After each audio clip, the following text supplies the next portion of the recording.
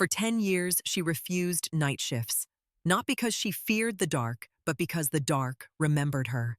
And tonight, it found her again. Phoenix VA After Hours. The ER hums with fluorescent fatigue, burnt coffee, and the small, ordinary suffering nobody posts about. Dr. Claire Maddox finishes charts with hands that never shake a face, that never asks for help. Around her, nurses trade tired jokes. Someone complains about traffic. A radio murmurs low in the background. Then the roof begins to pound. Rotor blades. Heavy. Military. The doors slide open and a two-star general walks in like he owns the oxygen in the room. His eyes lock on Claire. 10 years, he says. Still hiding in daylight. If you stay to the end, you'll learn what a single night can do to a healer and how to take your life back from it. Tap like, comment where you're watching from, and don't blink. The general's voice still hung in the air of her mind, 10 years and night shifts and Kabul, like a handprint on glass you could not scrub off. But the truth about Dr. Claire Maddox did not begin under rotor blades. It began in daylight, in the kind of routine that looks harmless from the outside and feels like survival from the inside.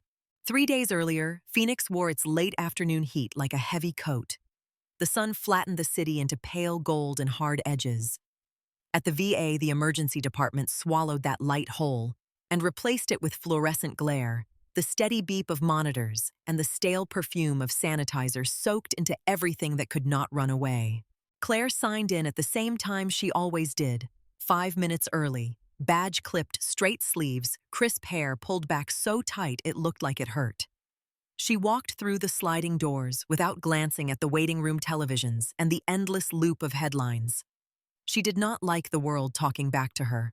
The charge nurse, a broad-shouldered woman named Janelle Parker, raised a hand in greeting. Janelle had a voice that could cut through chaos and still sound like comfort. "Morning, Doc." Claire nodded once. "Morning." Janelle's eyes flicked down to Claire's wrist bare, except for a faint pale line where a watch used to sit.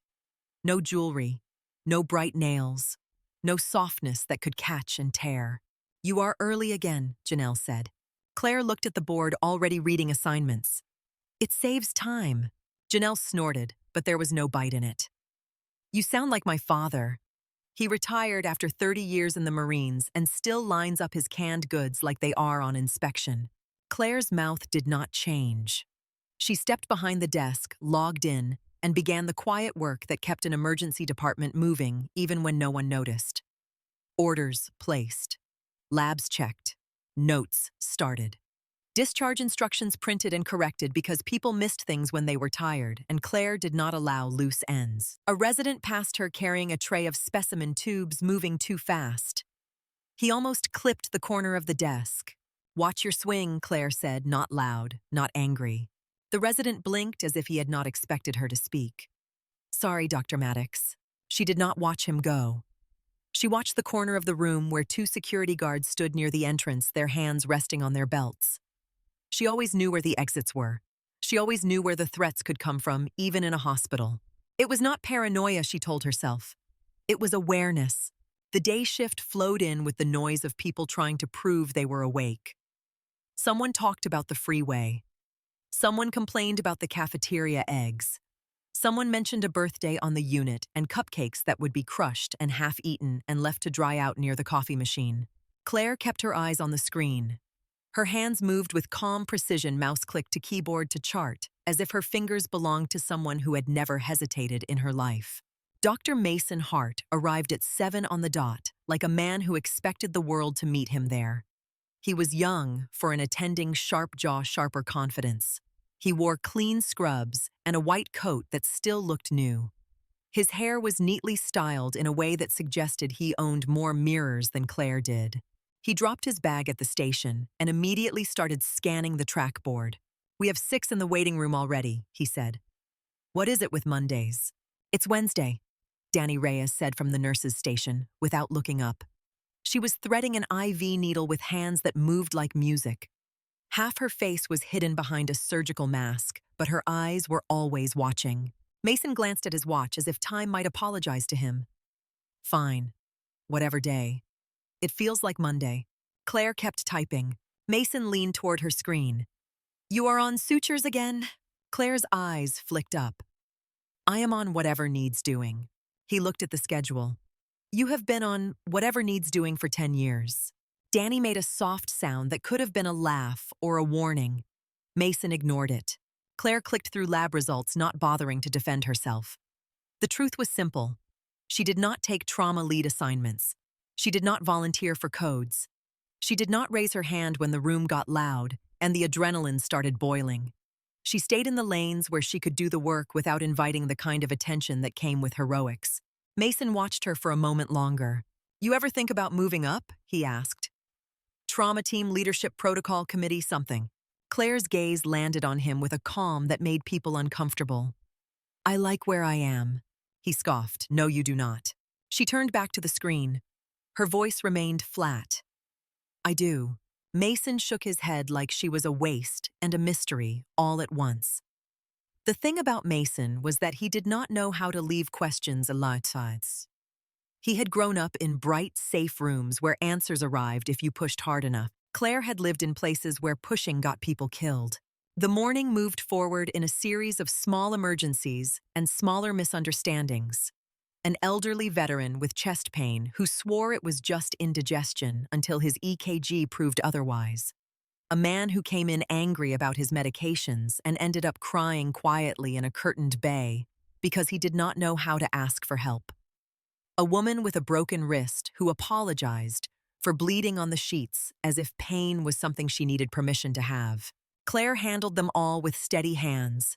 She stitched a scalp laceration with clean, neat sutures. She placed IV lines on the first try. She filled out discharge paperwork with the kind of thoroughness that kept patients from coming back the next day with complications. She moved through the department like a shadow that fixed problems and left no trace. At noon, the break room filled with smell. Burnt coffee, reheated leftovers, something sweet from the birthday cupcakes. Claire sat at the corner table with a sandwich she did not taste. She ate because her body required fuel, not because she wanted it. Danny sat down across from her without asking. Her badge dangled from a lanyard that had seen better days. You are quiet today, Danny said. Claire took a bite, chewed, swallowed. I am always quiet. Danny watched her for a long moment. No, today it is a different quiet. Claire's eyes flicked to the television in the corner. The screen played a segment about overseas conflict, a map flashing with red circles. The volume was low, but the language of war did not need sound to be understood. Claire looked away first. Danny leaned back in her chair. You want me to change the channel? Claire kept her face neutral. It does not matter. It matters if it gets under your skin, Danny said. Claire's hand tightened slightly around the sandwich wrapper. I said it does not matter. Danny nodded as if she had heard the tone beneath the words. She did not push. She broke a cupcake in half instead and placed the other half on Claire's napkin. You should eat something sweet once in a while, she said. Claire stared at the cupcake like it was an object from someone else's life. She slid it back. No thanks. Danny did not take offense. She simply watched Claire for a beat longer, then stood. You keep acting like you do not belong here, Danny said quietly. Like you are just passing through. Claire's eyes rose to hers. Her voice stayed controlled. I have been here 10 years. Danny gave a small, tired smile. That is not what I mean. She left before Claire could answer. Back on the floor, the afternoon heat pressed against the glass doors, trying to get inside. The ED stayed cold. Cold air, cold light, cold metal. Claire liked it that way. Heat made the past feel closer. She went through the rest of her shift with the same methodical focus, never raising her voice, never drawing attention. When a patient became agitated and security stepped in, Claire positioned herself near the wall, shoulders angled, hands visible. She spoke softly, using a tone that calmed without sounding weak. Sir, you are safe. Sit down. Let me look at you. The man's eyes darted around like trapped animals. Safe, he repeated, bitter. Nobody is safe. Claire did not argue. She did not promise. She simply waited until the storm passed and the man allowed himself to be treated. At 17:30, Mason appeared at her shoulder again. There is a trauma meeting tomorrow, he said. I told Whitaker you might want to join. Claire kept her eyes on her notes. Dr. Whitaker did not ask me. Mason leaned in. She asked me who should be there. I said you. Claire's hands paused over the keyboard. For a moment, she felt the weight of eyes on her even though no one was looking. Tell her no, Claire said. Mason blinked offended. Why? Claire met his gaze. Because I am busy. With what he demanded. With being invisible. Danny's voice cut in from the side calm but sharp. Let it go, Hart. Mason's jaw tightened. I am trying to help. Danny looked at him like he was a child, reaching for a hot stove. She did not ask you. Mason turned away with a frustrated sigh. Fine. Claire resumed typing as if nothing had happened, but her heartbeat had climbed a subtle surge under her ribs. She forced it back down with a slow inhale through her nose, slow exhale through her mouth, the same pattern she used when the world got too loud. At 1800, she clocked out like always. Then she stayed. Not in the obvious way. She did not stand at the nurse's station chatting. She did not wander through the break room. She moved to the empty bay at the end of the hall and wiped down equipment. Gurney rails, monitor cables, the edges of trays. Left to right, top to bottom corners twice. She did it with the kind of precision that looked like compulsion to anyone who watched long enough. But no one watched. That was the point. When she finally walked toward the locker room, the day shift had thinned. The night team had not fully arrived yet. The hallway had that in-between hush that made Claire's skin tighten. The locker room smelled of detergent and old deodorant. Claire's locker sat low third row down near the corner where the wall met the floor. She preferred it that way. Low angle, clear lines of sight. Old habits dressed up as preference. Inside the locker door, a photograph was taped up. 4 women in dusty uniforms, faces, sunburned arms slung over each other's shoulders. They looked like they had laughed recently. They looked like they believed in something. Claire did not look at their faces. She reached in, took her jacket, closed the door. Her reflection in the metal locker surface stared back at her with tired eyes and a mouth set too firm. She turned away before she could see more. Outside the parking lot shimmered with heat even as the sun dropped behind the buildings. Claire's car sat in the far row away from the entrance, away from the clusters of employees. A 10-year-old Honda Civic with faded paint and a bumper sticker that once read, "Proudly served." Someone had scratched a line through the word, "proudly." Claire ran her thumb over the gouge, not hard enough to hurt, but hard enough to feel the ridged insult. She did not remove it. She did not cover it. She did not fix it. She slid into the driver's seat. The interior smelled like old coffee and a lavender air freshener that had lost its fight. She started the engine and drove home without turning on the radio. The city moved past her in familiar patterns. Traffic lights, palm trees, billboards, the occasional flash of police lights at an intersection. Claire kept her eyes on the road hands at 10 and 2 posture straight. She did not listen to music. Music made emotions leak out. She did not listen to the news. The news made memories walk in. Her apartment sat in a plain building off a quiet street. 1 bedroom, neutral walls, minimal furniture, everything in its place. She unlocked the door, stepped inside, locked it. Then she checked it. Then she checked it again. Her keys went into the bowl by the door. Her shoes lined up on the mat heels perfectly even. Jacket hung on the hook without wrinkles.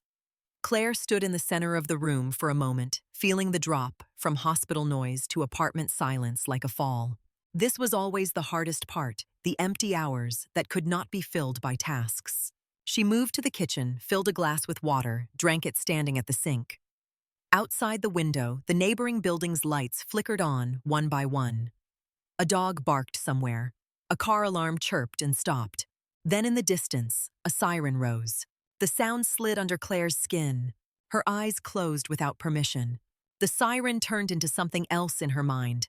A scream of mechanical urgency that did not belong to Phoenix. For a heartbeat, she smelled dust and hot metal. For a heartbeat, she felt grit under her nails and blood on her gloves. A voice flashed through her memory, not loud, but desperate. Medic! Medic! Over here! Claire opened her eyes fast. The siren faded into the distance. She rinsed the glass and placed it in the rack with careful precision. Then she went to the bedroom and lay down fully clothed on top of the covers, staring at the ceiling until the light outside shifted and the world decided to keep going. Sleep came in fragments. When it did, it was shallow and full of scenes that never fully formed. Claire woke before dawn with her heart racing, breath tight, palms damp. She sat up, listened. Nothing. Just the building settling. She checked the lock once more, then returned to bed. The next day at work, no one asked her how she slept. They never did. In the ED, time moved differently. It did not care if you were tired. It did not care if your mind kept replaying old sounds. It cared only about what arrived through the doors and whether you were steady enough to meet it. That morning, Claire returned to her routine. She moved through charts and sutures through the small emergencies that made up most days. She stayed in her lanes. She avoided the trauma bay when it got loud. When the charge nurse asked who could take lead on a critical incoming case, Claire kept her gaze on her notes, hands moving, voice silent. Mason noticed. He always noticed. At mid-morning, he cornered her near the supply cabinet. "You are overqualified," he said. "You know that, right?" Claire pulled a set of sterile gloves from a box. "Everyone thinks that." "No. I mean, really. You do the small stuff like it is nothing. But you never step into the big stuff. You never take point." Claire slid the gloves into her pocket. "I do not want point." Mason frowned. "That is not how this works." Claire's eyes lifted. Her voice stayed even. "It is how it works for me." He stared at her like he wanted to shake the truth out. Then he stepped back, exhaling hard. "Fine. Keep hiding," he muttered. "See how long that lasts." Claire did not answer. She turned away, walked back to the nurse's station, and continued working as if the word hiding did not hit something tender inside her. Danny watched the exchange from across the room. Later, when Claire passed by, Danny spoke low. "He does not know when to stop," Danny said. Claire did not slow. "It does not matter." Danny fell into step beside her. "It matters if it makes you tight like that." Claire's shoulders remained level. "I am fine." Danny's eyes narrowed. Fine is a word people use when they do not want questions. Claire stopped walking. For a second, the hallway's fluorescent light hummed louder than it should have. Claire's gaze locked on Danny's face. "You want to know why I do not work nights?" Claire asked, voice soft. Danny did not flinch. She held Claire's gaze. "I want to know if you are okay." Claire stared at her for a long beat. Then she looked away. "I am okay," she said and walked on. Danny did not follow. But her eyes stayed on Claire's back, as if she could see the tension between Claire's shoulder blades, the way she carried weight that had nothing to do with the hospital. By afternoon, the department was busy in the ordinary way. People waiting. People frustrated. People afraid. The same needs different faces. Claire handled a veteran with a deep cut on his hand who kept apologizing for bleeding. She stitched him up, told him to keep it clean, and the man thanked her like she had given him something priceless. "You are kind, Doc," he said. Claire paused, needle in her hand. Kind was not a word people used for her. She finished the stitch, cut the suture, and looked up. "Take care of yourself," she said. That was all. At 14:30, Claire finished her notes and moved toward the sink to wash her hands. The water ran cold, then warm. She scrubbed longer than she needed to. She dried her hands, set the towel aside, and turned back toward the floor. The ambulance bay doors hissed open. The ambulance bay doors hissed open. A stretcher burst through like it had been thrown, wheels, rattling metal frame, clapping against the floor seams. Two paramedics rode it hard, shoulders tight, voices clipped. The patient on top was a boy 16, maybe pale, in a way that did not belong to a teenager. His eyes were open, but unfocused pupils, too wide mouth moving, as if he could not find the words. Blood had soaked through the pressure dressing on his upper thigh. Not a neat stain. A dark, spreading bloom that climbed the gauze and kept climbing. Paramedic 1 pushed his hand down harder. His glove slipped on wet. "Construction site," he said. Fell onto rebar, impaled near the groin. We pulled him free. He was conscious, then he wasn't. He woke up, then he drifted. pressure dropping fast. Paramedic 2 rattled off numbers while his eyes stayed locked on the boy's face, as if he could keep him tethered by watching. Blood pressure 80/50 on scene, now 78/48. Heart rate 140. Skin cold. He is fading. The boy's fingers curled weakly around the sheet.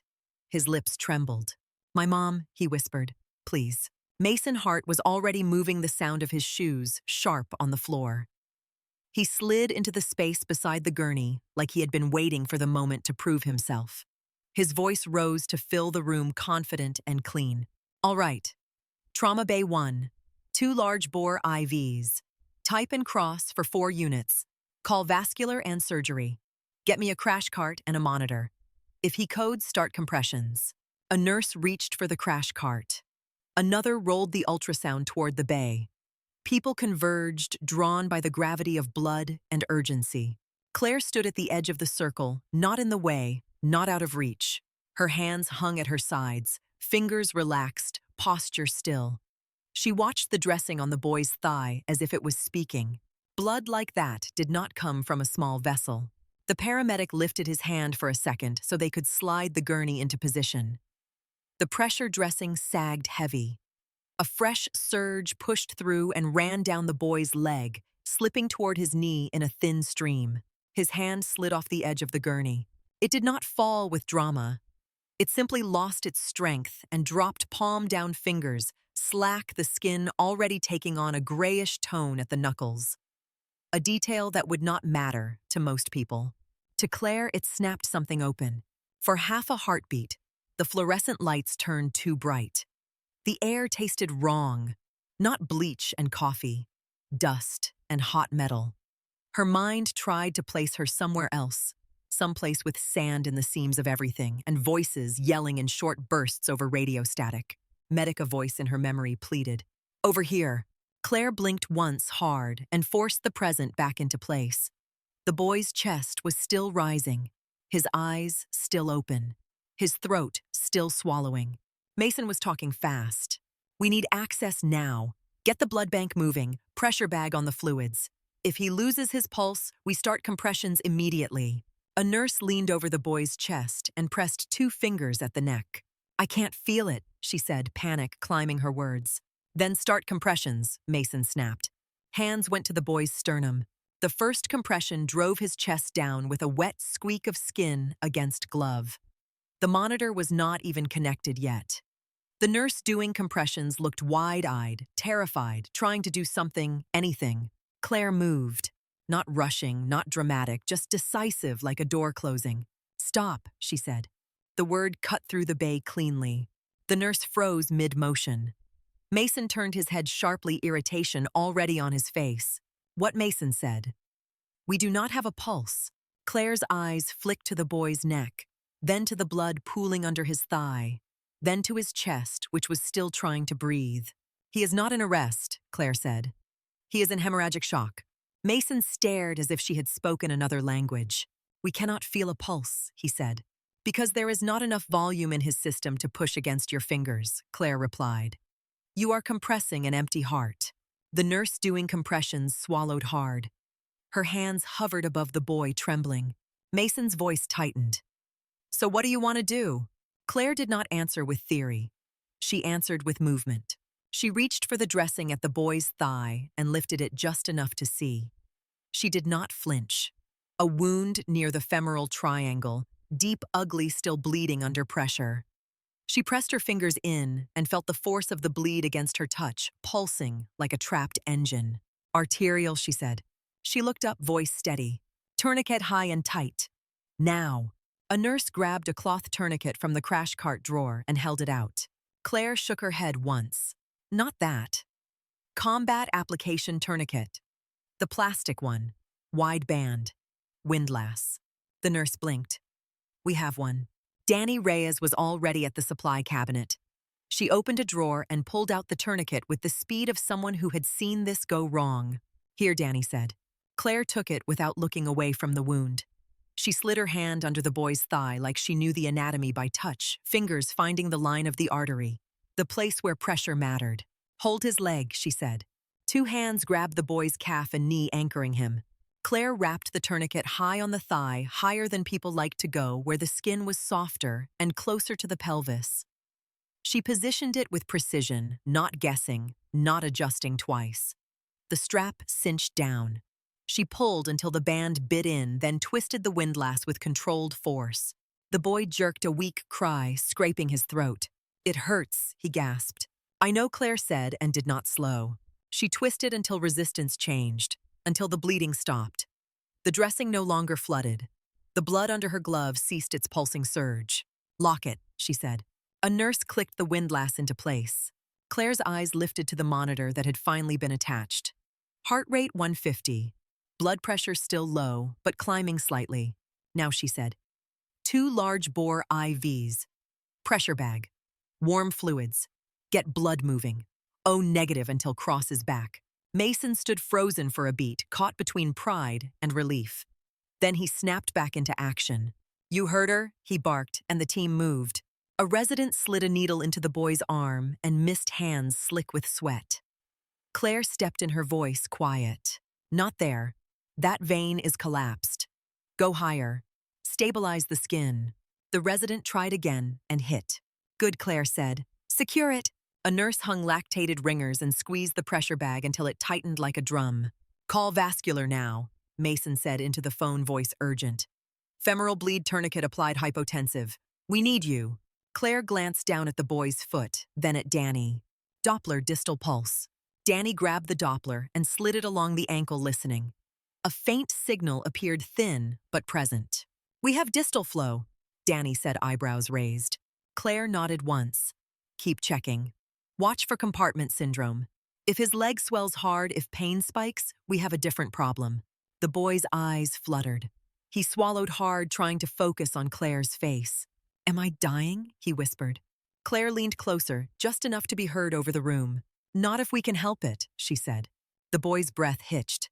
"My mom is going to freak out." Claire's expression softened by 1 degree. "Someone will call her." Mason looked at her, his forehead creased, sweat at his temples. "How did you know?" he said, low enough that only she could hear.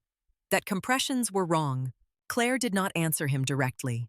She watched the numbers climb slowly like a rope being pulled back from a cliff.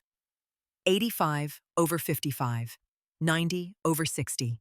Because it was obvious, she said, and the lie tasted clean. It protected her. Mason's mouth opened, closed. He looked at the tourniquet again, at the placement, at the fact that she had not hesitated. "You placed that like you have done it 100 times, he said.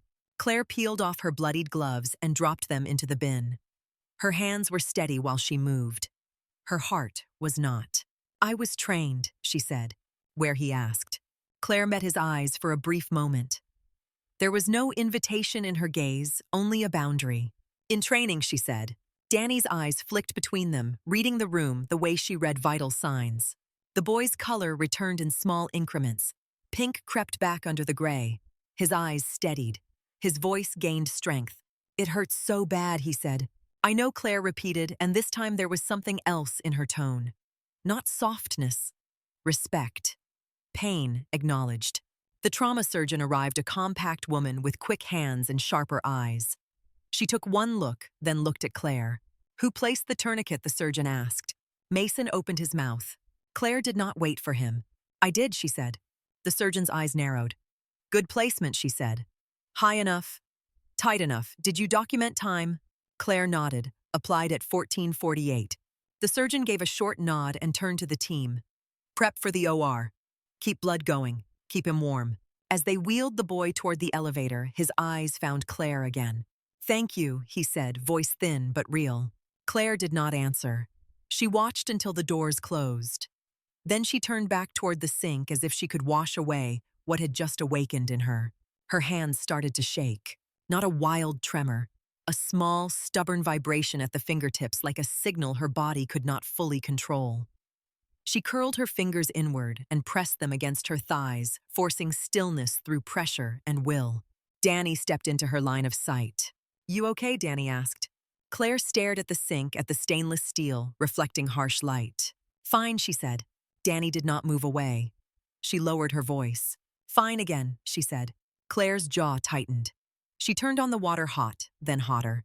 She scrubbed her hands with soap until her knuckles reddened.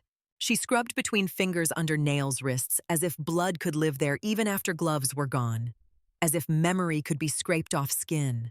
Danny watched without speaking. When Claire finally turned off the water, she grabbed paper towels and dried her hands with aggressive thoroughness. Mason appeared behind them, his voice quieter now, the confidence cracked. "That was a femoral artery," he said. "If we had kept doing compressions." Claire crumpled the paper towel and threw it away. "If you had kept doing compressions, he would have died." Mason swallowed hard. "I thought." Claire looked at him, eyes flat. "Thinking is good. Seeing is better." He flinched as if slapped, then bristled pride trying to climb back into place. "You could have said it differently," he muttered. Claire's gaze did not change.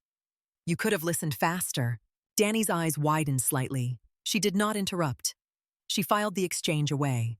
Mason took a step back, then another, his shoulders tight. He walked away without another word.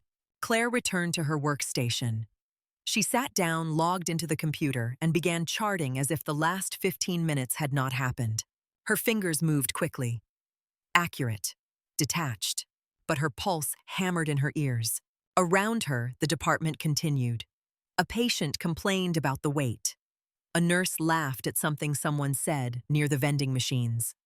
A monitor beeped at an annoying interval until it was silenced. Claire kept typing. Danny remained at the nurse's station, watching Claire with the kind of attention that did not feel like curiosity. It felt like concern mixed with recognition. Later, when the adrenaline had drained out of the bay and the floor had been wiped clean, Mason approached again, slower, like a man stepping around an unexploded device. "Maddox," he said. Claire did not look up. "If this is about the tourniquet, it is in the chart." "It is not about the chart," Mason said. Claire continued typing, eyes on the screen. Mason hesitated, his voice lowered. "You never volunteer for trauma. You avoid it like it is contagious. But when it hit, you were the only calm person in that bay. That is not normal." Claire's fingers paused. Her eyes remained on the monitor. "Normal is a setting on a dryer," she said, and resumed typing. Mason let out a humorless breath. "You know what I mean." Claire finally looked at him. Her gaze was steady, and there was something in it that warned him away. "I am good at my job," she said. "That is all you need to know." Mason opened his mouth, then closed it. He looked like he wanted to argue, but something in Claire's tone told him arguments were wasted here. He nodded once stiffly and walked away. Claire kept working until her shift ended. She completed notes with ruthless efficiency, closed charts, double-checked orders. At 1800, she clocked out. Then, as always, she stayed a little longer. Not out of kindness, not out of a desire to be seen. Out of habit. Out of the need to leave the department cleaner than she found it, because clean lines and controlled spaces felt safe. She wiped down a gurney again. Left to right. Top to bottom. Corners twice. When she finally stepped away, the smell of disinfectant was heavy on her skin. It clung to her like a second uniform. Danny found her near the end of the hall. "You stayed late again," Danny said. Claire did not stop. The day was over. The building's light outside had softened. The shadows inside lengthened. "You did not have to," Danny continued. Claire's voice was quiet. "It keeps the mind busy." Danny walked beside her, not crowding matching pace. "That boy," Danny said. "You saved him." Claire's eyes stayed forward. "The team saved him." Danny's voice lowered. "No. You did." Claire's shoulders tightened. She kept walking. Danny tried again, gentler. "Where did you learn to do that, Claire?" Claire stopped. The hallway was empty, except for their footsteps and the distant murmur of the waiting room. She turned her head slightly. "You are looking for a story," Claire said. Danny held her gaze. "I am looking for the truth." Claire stared at her for a long beat. Then she looked away. "The truth is, I do not want attention," she said. "The truth is, I come in, I do my work, and I go home." Danny nodded slowly as if accepting something, even if she did not like it. "Okay," Danny said. "But if you ever decide you are tired of carrying whatever you are carrying alone, I am here." Claire did not answer. She walked to the locker room, retrieved her jacket, and left the building. Outside the air was still warm, but the sun was lower and the day's harshness had eased. Claire crossed the lot to her car, parked far away. She slid into the driver's seat and sat for a moment, hands on the wheel, staring straight ahead. The same distant siren rose somewhere in the city. The same thin sound that could become something else if she let it. Claire started the engine before it could. She drove home in silence, took the same turns, stopped at the same lights, never once turning on the radio. When she arrived, she locked the door and checked it twice without thinking. Then she stood in her kitchen with a glass of water and felt the tremor still lingering in her fingertips like an echo. She pressed her palm against the counter until it stopped. In the bedroom, the ceiling was a blank screen that her mind wanted to project on. She lay down fully clothed again, eyes open, breathing controlled, waiting for sleep to either come or give up. At the hospital the next morning, the first thing she noticed was not the trackboard or the smell of coffee. It was the way people looked at her, not openly, not boldly, just slightly longer than before. A glance that lingered then darted away, a whisper that stopped when she walked past. Mason did not speak to her at first. He watched her from across the nurses' station with an expression that was no longer dismissive. It was unsettled. Danny met Claire's eyes, once steady, not demanding. Then she looked away and went back to work, giving Claire the space to keep breathing. Claire sat down at her workstation, logged in, and opened the first chart of the day. Her hands were steady again. They always were when they needed to be. The emergency department hummed forward, indifferent to the private storms inside the people who held it together. The emergency department hummed forward, indifferent to the private storms inside the people who held it together. Claire kept her head down and her hands busy, but she could feel the shift in the air. People were watching her, the way you watched a door you did not remember leaving unlocked. 5 days passed like that. 5 days of sutures and discharge papers. 5 days of calm that felt staged, like the hospital itself was holding its breath. Mason did not tease her anymore. He asked questions that sounded casual and never were.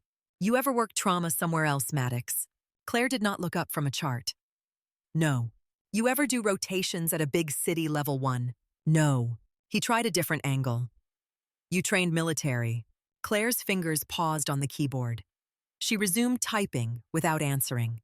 Danny watched the conversations from across the station, eyes quiet, posture still. Claire could tell Danny was listening for more than words. Listening for the way Claire breathed when Mason asked the wrong thing. Listening for the moment Claire's control slipped.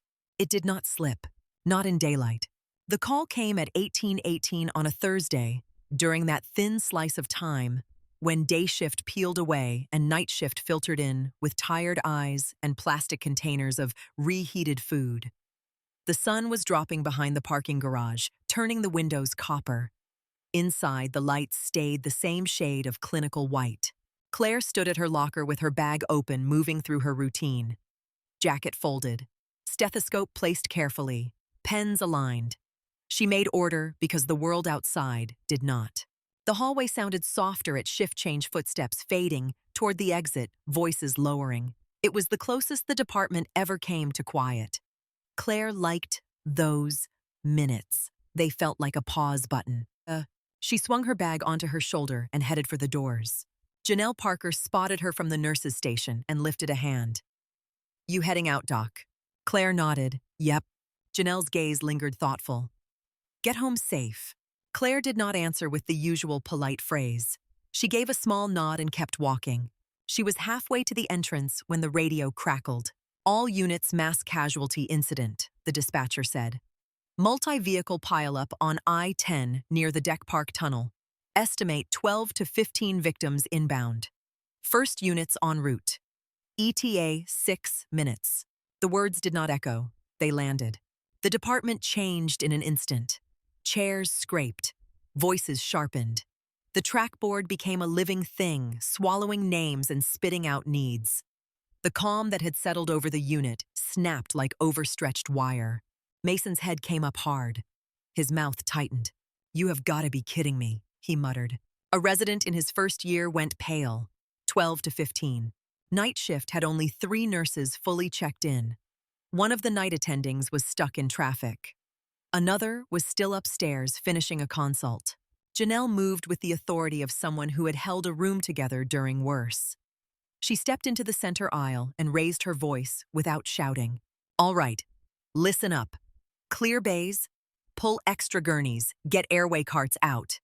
Danny, I need triage setup and tags ready. Mason, you and the residents take trauma bays 1 and 2. Mason nodded, adrenaline lighting him from the inside. Copy. Janelle's eyes swept the room. Anyone who can stay and help for the first wave, stay. The words were not directed at anyone in particular.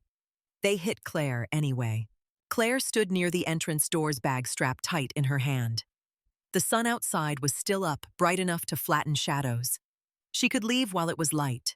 She could drive home, check the lock twice, drink water at the sink, and hold the night at bay. Her body wanted that. Her body wanted safety the way lungs wanted air. You are off the clock, a voice inside her said, calm and practical. You owe them nothing. Her feet did not move. She looked back toward the department. Danny was already pulling triage tags from a drawer. Janelle was shouting for extra blood coolers. The residents were moving too fast, bumping into each other. Mason was pulling gloves on with a sharp snap, jaw clenched like he had something to prove. Claire watched the chaos build and felt something inside her tighten. Not fear. Focus. She set her bag down on the floor beside the wall. Janelle's eyes flicked to her. Claire. Claire spoke quietly, but it carried. I will stay. Mason turned toward her, surprise, flashing across his face. You are sure? Claire already had her hair tie in her hands, looping it around her wrist like a tool. Yeah. Danny met Claire's eyes from across the room, a brief look that said nothing and understood something. Janelle nodded once, decisive. All right. Maddox, you run triage with Danny. Tag and direct. I want red to trauma bays yellow, to fast track green, to the waiting room side chairs with a nurse. We do not let the walking wounded clog the bays. Claire nodded. Copy. Mason's gaze stayed on her a second too long. The first siren hit the ambulance bay like a warning shot. The doors hissed open, then slammed. A gurney came in fast. A man in his late 50s, gray-faced eyes half open but not seeing.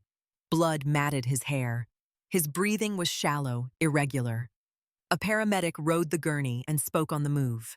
Male, 58, unrestrained driver. Head trauma. GCS 6. Pupils sluggish. BP 90/60. SAT 88 on non-rebreather. Behind him came another stretcher, a woman screaming, clutching her chest as if holding her ribs together by force of will. Female 34, blunt chest trauma. Possible flail segment. SAT 89. Tachy 130. Then another rig. Then another. The ED filled with noise, blood, and metal. Claire stepped into the ambulance bay entrance with triage tags in her hand. Danny stood beside her, eyes sharp, ready. Claire's mind switched gears. It did not feel like choosing. It felt like a door opening to a room she had kept locked. She scanned each patient fast. Not for drama. For priorities. Airway. Breathing. Circulation. Mental status. Obvious bleeding. Skin color.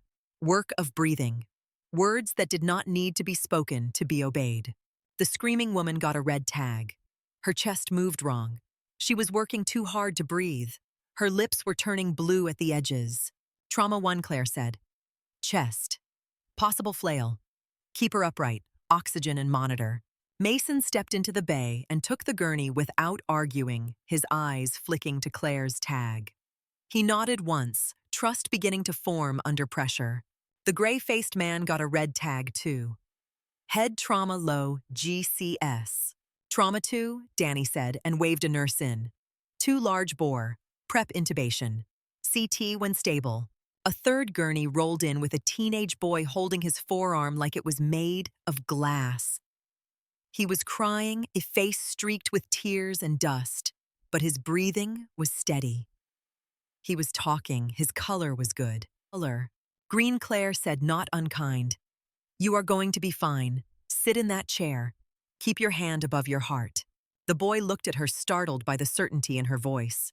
He nodded and moved where she pointed. A child came in next, maybe 7, blood on his cheek, screaming for his mother.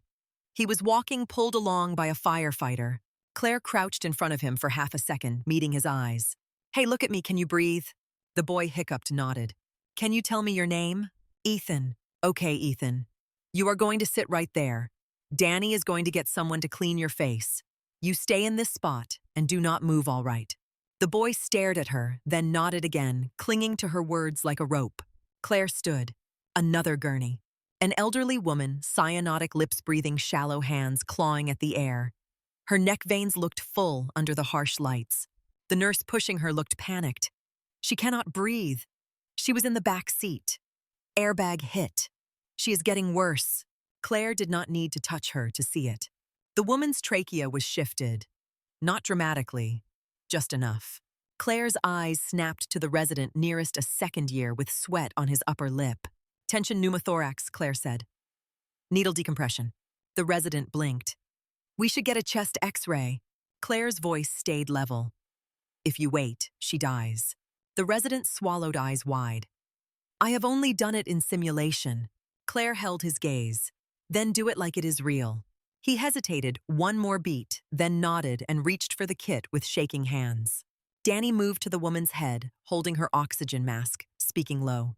"Ma'am, look at me. Breathe with me." The resident positioned the needle. Claire watched his hands. His angle was wrong. "Stop," Claire said softly. He froze, terrified. She stepped in, not taking over, just guiding with 2 fingers on his wrist. "Higher. Over the rib, not under. You go under, you hit what you do not want to hit." The resident adjusted. "Now," Claire said. He pushed. A hiss of air released under pressure, sharp and unmistakable. The woman's chest rose easier. Her oxygen saturation climbed. Color returned like dawn. The resident stared at the needle like it had spoken. "Good," Claire said. "Tape it. Reassess. Move her to trauma 3. He nodded, hands still shaking. Around them, the department surged and swirled. Calls to radiology. Calls to surgery. Blood coolers arriving. Nurses running with IV bags held high. The smell of iron and antiseptic mixing in the air. Mason shouted orders from Trauma 1, his confidence no longer performative. He was working hard, sweating, but the room was too big for one man's control. Claire kept triage moving, tagging, directing, deciding. A young man came in on a gurney, early 20s, face, pale eyes wide with shock. Metal protruded from his left flank, a jagged piece of steering column embedded deep 6 inches out. The paramedic's voice was tight. Impaled abdomen. BP 82, systolic and falling. He is getting more short of breath. Mason turned toward that gurney, then hesitated. There was too much happening at once. Too many red tags. Too few hands. "We need him to the OR," Mason said, voice strained. "Surgical now?" Claire stepped closer. She looked at the young man's neck, his chest movement, the way his skin held a bluish tint at the lips. She lifted her gaze to Mason. "Not yet," she said. Mason snapped his head toward her. "What?" "Look at his trachea," Claire said. Mason did. It was deviated, left side chest barely moving, neck veins full, tension pneumo. Mason breathed, realizing it at the same time his stomach dropped. "If you move him, he will code on the way to the elevator," Claire said. Mason's jaw worked. "I have never done a decompression outside a sim." Claire's voice stayed calm. "Then you will do it now." Mason stared at her, pride and fear wrestling behind his eyes. Claire did not raise her voice. She did not need to. A nurse handed Mason a catheter. Her hand did not shake. Danny stood nearby, watching, ready to step in if needed. Mason positioned the needle. His hands were slick with sweat. Claire watched him, reading the subtle tremor. "Breathe," she said quietly. "Find the rib. Feel it. Do not rush your landmarks." Mason swallowed, nodded, and palpated again, slower. He slid the needle in. A hiss burst out. The young man's eyes widened, then softened. His oxygen sat climbed. 82, 87, 91. Mason exhaled hard, like he had been holding his breath since the accident call came in. Claire taped the catheter without comment. "Now you can move him," she said. They rushed the gurney toward the elevator, the metal still embedded, the patient breathing easier, still alive. Mason stood for a second, staring after him, then turned back to the chaos. His eyes found Claire. He looked at her differently now. Not like an annoyance. Not like a quiet doctor wasting talent. Like someone whose hands had carried weight he had never touched. The surge continued for 90 minutes. Time blurred into a series of flashes. Claire directing a nurse to place a second line because the first infiltrated. Claire pulling a resident back from an unstable pelvis fracture and telling him to bind before imaging. Claire stepping between an agitated patient and a nurse, her posture firm, her voice low, diffusing the situation without raising volume. Claire identifying shock before the monitor numbers caught up. Each decision clean, each instruction short. No wasted words. By 1950, the ED had stabilized into something like control. The screaming had softened. The monitor alarms were fewer. The floor still held stains, despite the mop bucket and bleach. People moved slower now, exhaustion settling into bones. Janelle stepped into the center aisle and looked around, eyes scanning damage like a commander after impact.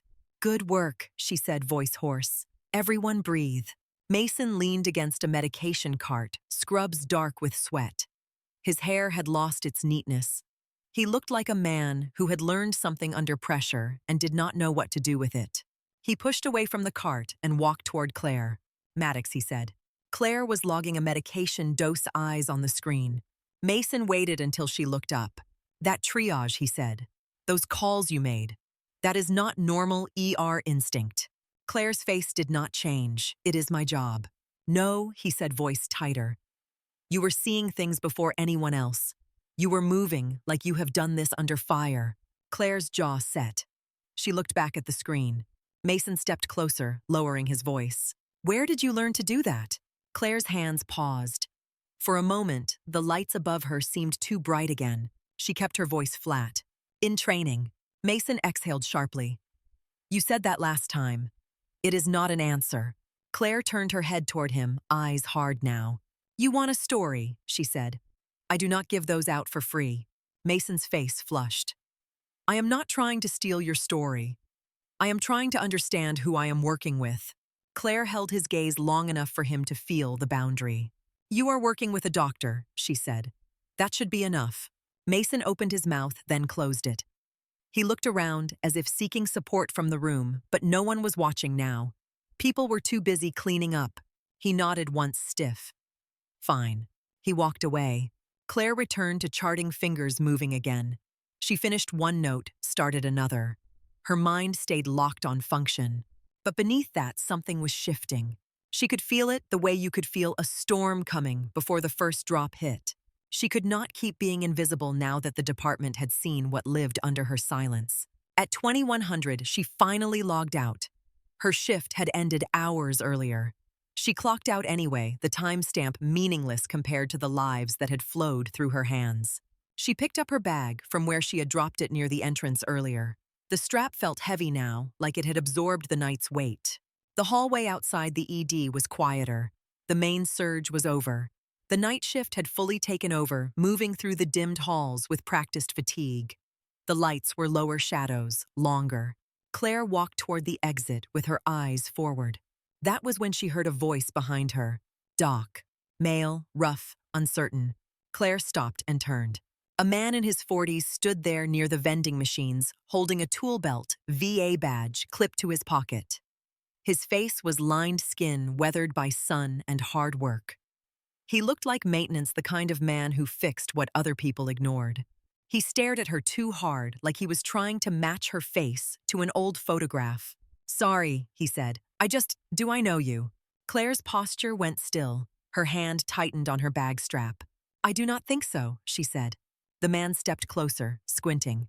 "You look familiar," he said. "The way you stand." Claire's eyes narrowed slightly. "People tell me that." The man's gaze flicked to her hands. "Those hands," he murmured. "I have seen them." Claire's pulse jumped. "No," she said. The man swallowed, shook his head as if trying to clear it. "Were you ever stationed overseas?" he asked. "Bagram. Kandahar." Claire's throat tightened. Her voice stayed cold. "You have the wrong person." The man's eyes widened like a memory had snapped into place. "No," he whispered. "No, I do not." Claire felt the hallway tilt. Not physically, internally, like the present had shifted 1 inch and revealed the edge of another world underneath it. The man took one more step. "Wraith," he said. The word did not echo. It cut. Claire's face went blank, but her body reacted anyway. Her shoulders squared, her spine went rigid, her eyes sharpened not with anger, but with warning. "Stop," she said. The man froze. A nurse passing by slowed, curious. Another staff member looked up from a clipboard. The hallway's quiet suddenly felt like an audience. The man lifted his hands, slightly palms open. "I am sorry," he said quickly. "I did not mean. I recognized you." Claire's jaw locked. "You do not know me," she said. The man shook his head, emotion rising fast, uncontained. "I do," he insisted. "You saved my buddy. You saved him on the road to Kabul. You were in the back of a Humvee, and it was dark, and we were taking fire, and you told me to keep my eyes on the road and my foot on the gas." Claire's voice turned sharp, the kind of sharp that ended conversations on the spot. "Go." The man flinched, his words stumbled. "I just wanted to say thank you," he said softer now. "For that? For all of it." Claire said nothing. Her hands were flat at her sides, fingers curled slightly as if gripping something invisible. The man's face shifted, understanding dawning in his eyes. He lowered his voice. "You do not want people to know," he said. Claire did not answer. He nodded slowly, shame creeping in. "I am sorry," he repeated. "I did not mean to drag it out into the open." He backed away, then turned and walked down the hallway, his boots quiet against the floor. Claire stood still for a beat, breathing controlled, as if she could keep her heart from racing by sheer force of will. Mason appeared at the corner of the nurse's station, eyes narrowed. "Maddox," he called. Claire did not look at him. Danny stepped into the hallway from the ED doors, her gaze landing on Claire's face, then on the retreating maintenance worker. Janelle followed, concern on her features. "Claire," Janelle said, voice careful. "You all right?" Claire's mouth opened, nothing came out. Her throat felt tight, like air had to squeeze through. She forced words through.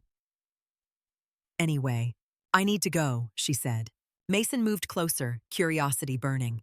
"Was that true?" he asked. What he said. "Kabul." Claire's eyes snapped to his. There was no softness in her gaze. "Do not," she said. Mason stopped. He looked like he wanted to argue, but something in her tone told him arguing was dangerous. Danny stepped closer, voice low. "Claire," Danny said. "Hey, come on." Claire shook her head once small, controlled. "No," she said. She turned and walked toward the exit, pace fast, but not running. Running would look like guilt. Running would look like weakness. She had learned long ago how to move fast without appearing to flee. The night air outside hit her like cold water. The parking lot lights hummed overhead, harsh white pools on asphalt. The world beyond the hospital was darker, now the sun gone shadows deep. Claire's footsteps echoed. She reached her car and fumbled for her keys. They slipped from her fingers and clattered onto the pavement. The sound was too loud, too sharp. It made her flinch. She crouched quickly, grabbed the keys, and her hands began to shake again. Not from fatigue, from the word that had been spoken. Wraith. She had not heard that name in 10 years. She slid into the driver's seat and closed the door, shutting out the parking lot noise. The interior smelled like coffee and lavender and something older beneath it. Something she could never fully wash away. She did not start the engine. Her hands locked around the steering wheel so hard, her knuckles whitened. Her breathing stayed controlled, but her heart was hammering. She stared through the windshield at the hospital entrance, the automatic doors sliding open and closed for strangers, indifferent. Her mind tried to push the memory down. It did not obey. For a moment, the darkness outside the hospital lights looked different. Thicker, dustier. The hum of the parking lot lamps became a different hum, a different power source, a different kind of night. Claire squeezed her eyes shut, then opened them again. "Phoenix. This is Phoenix." She forced the words silently like a grounding line. Her phone buzzed in her pocket. She ignored it.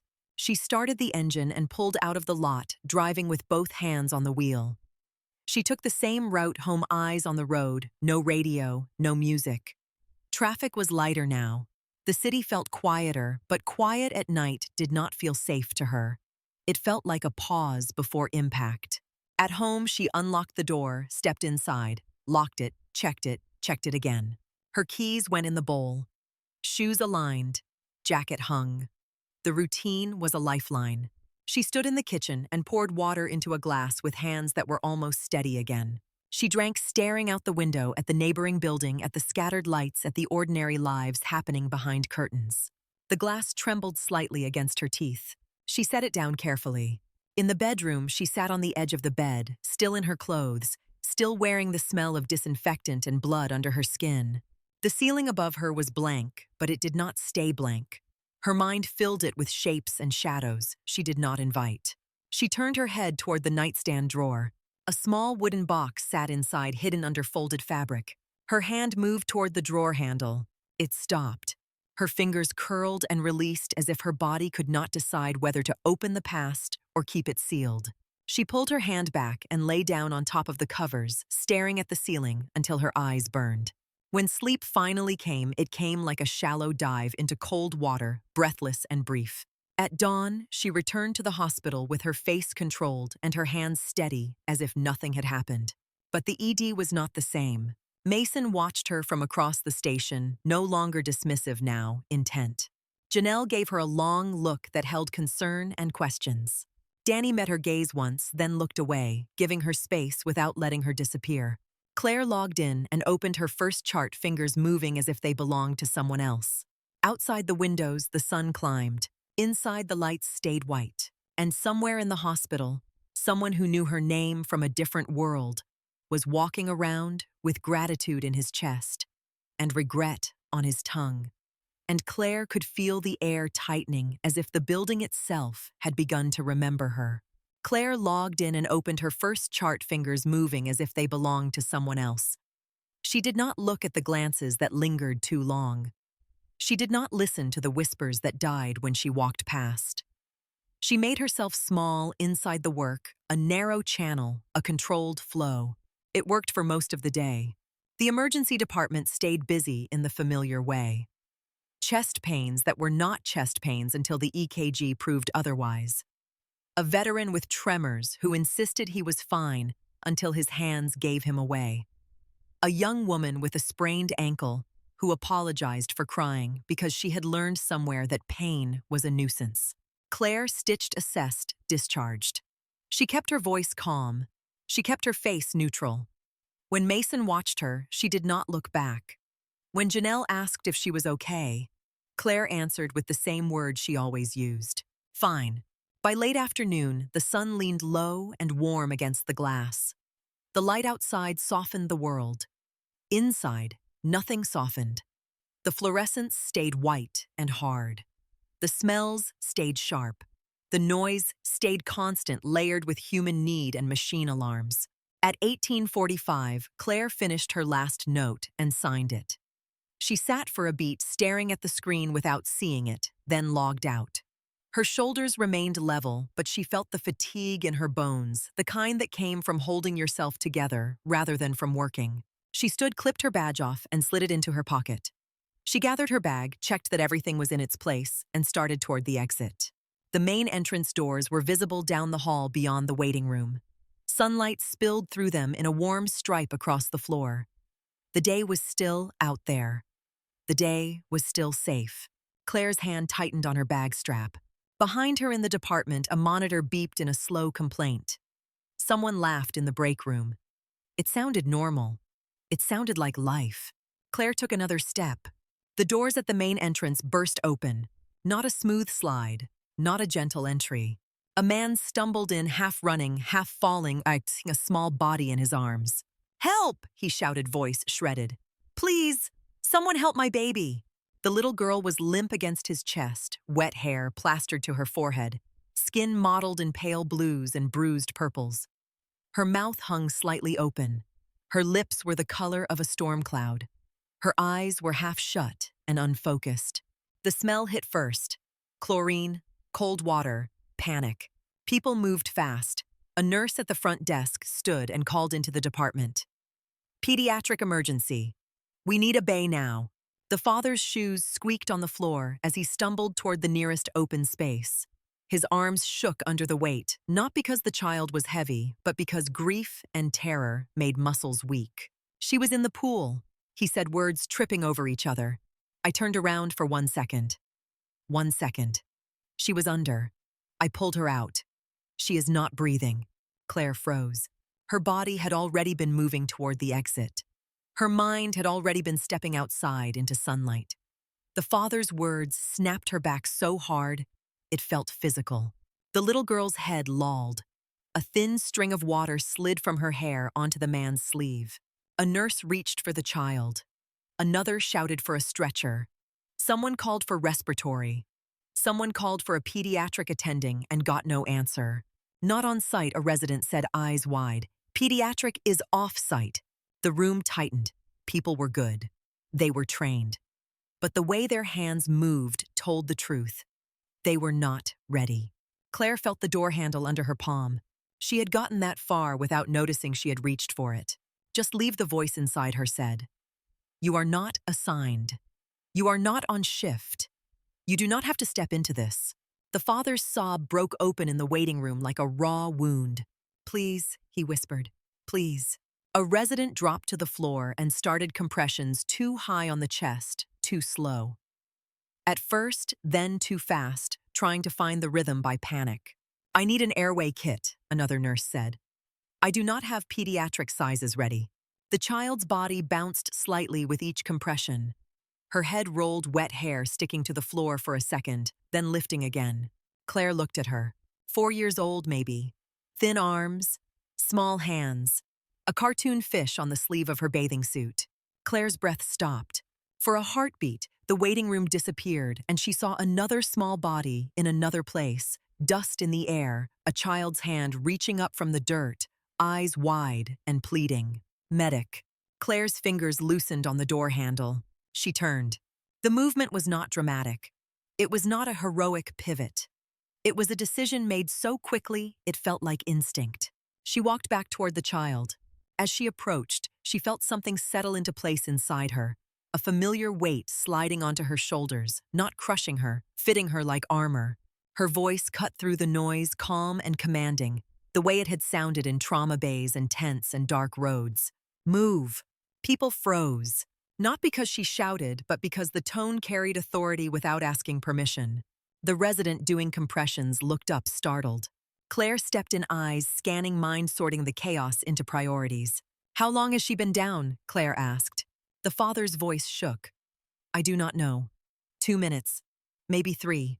I pulled her out and tried to get water out, and I ran. Claire nodded once. Start the timer now. A nurse slapped the wall clock button on the monitor. The seconds began counting. Claire tilted the child's head and opened the airway with practiced care. She swept 2 fingers through the mouth-clearing debris, checking for obstruction. Her fingers came back wet and cold. Bag her, she said. Gentle breaths.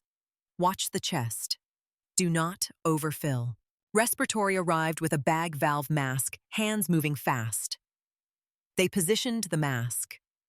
The child's chest rose small and fragile under pressure. Claire placed her hands on the child's sternum.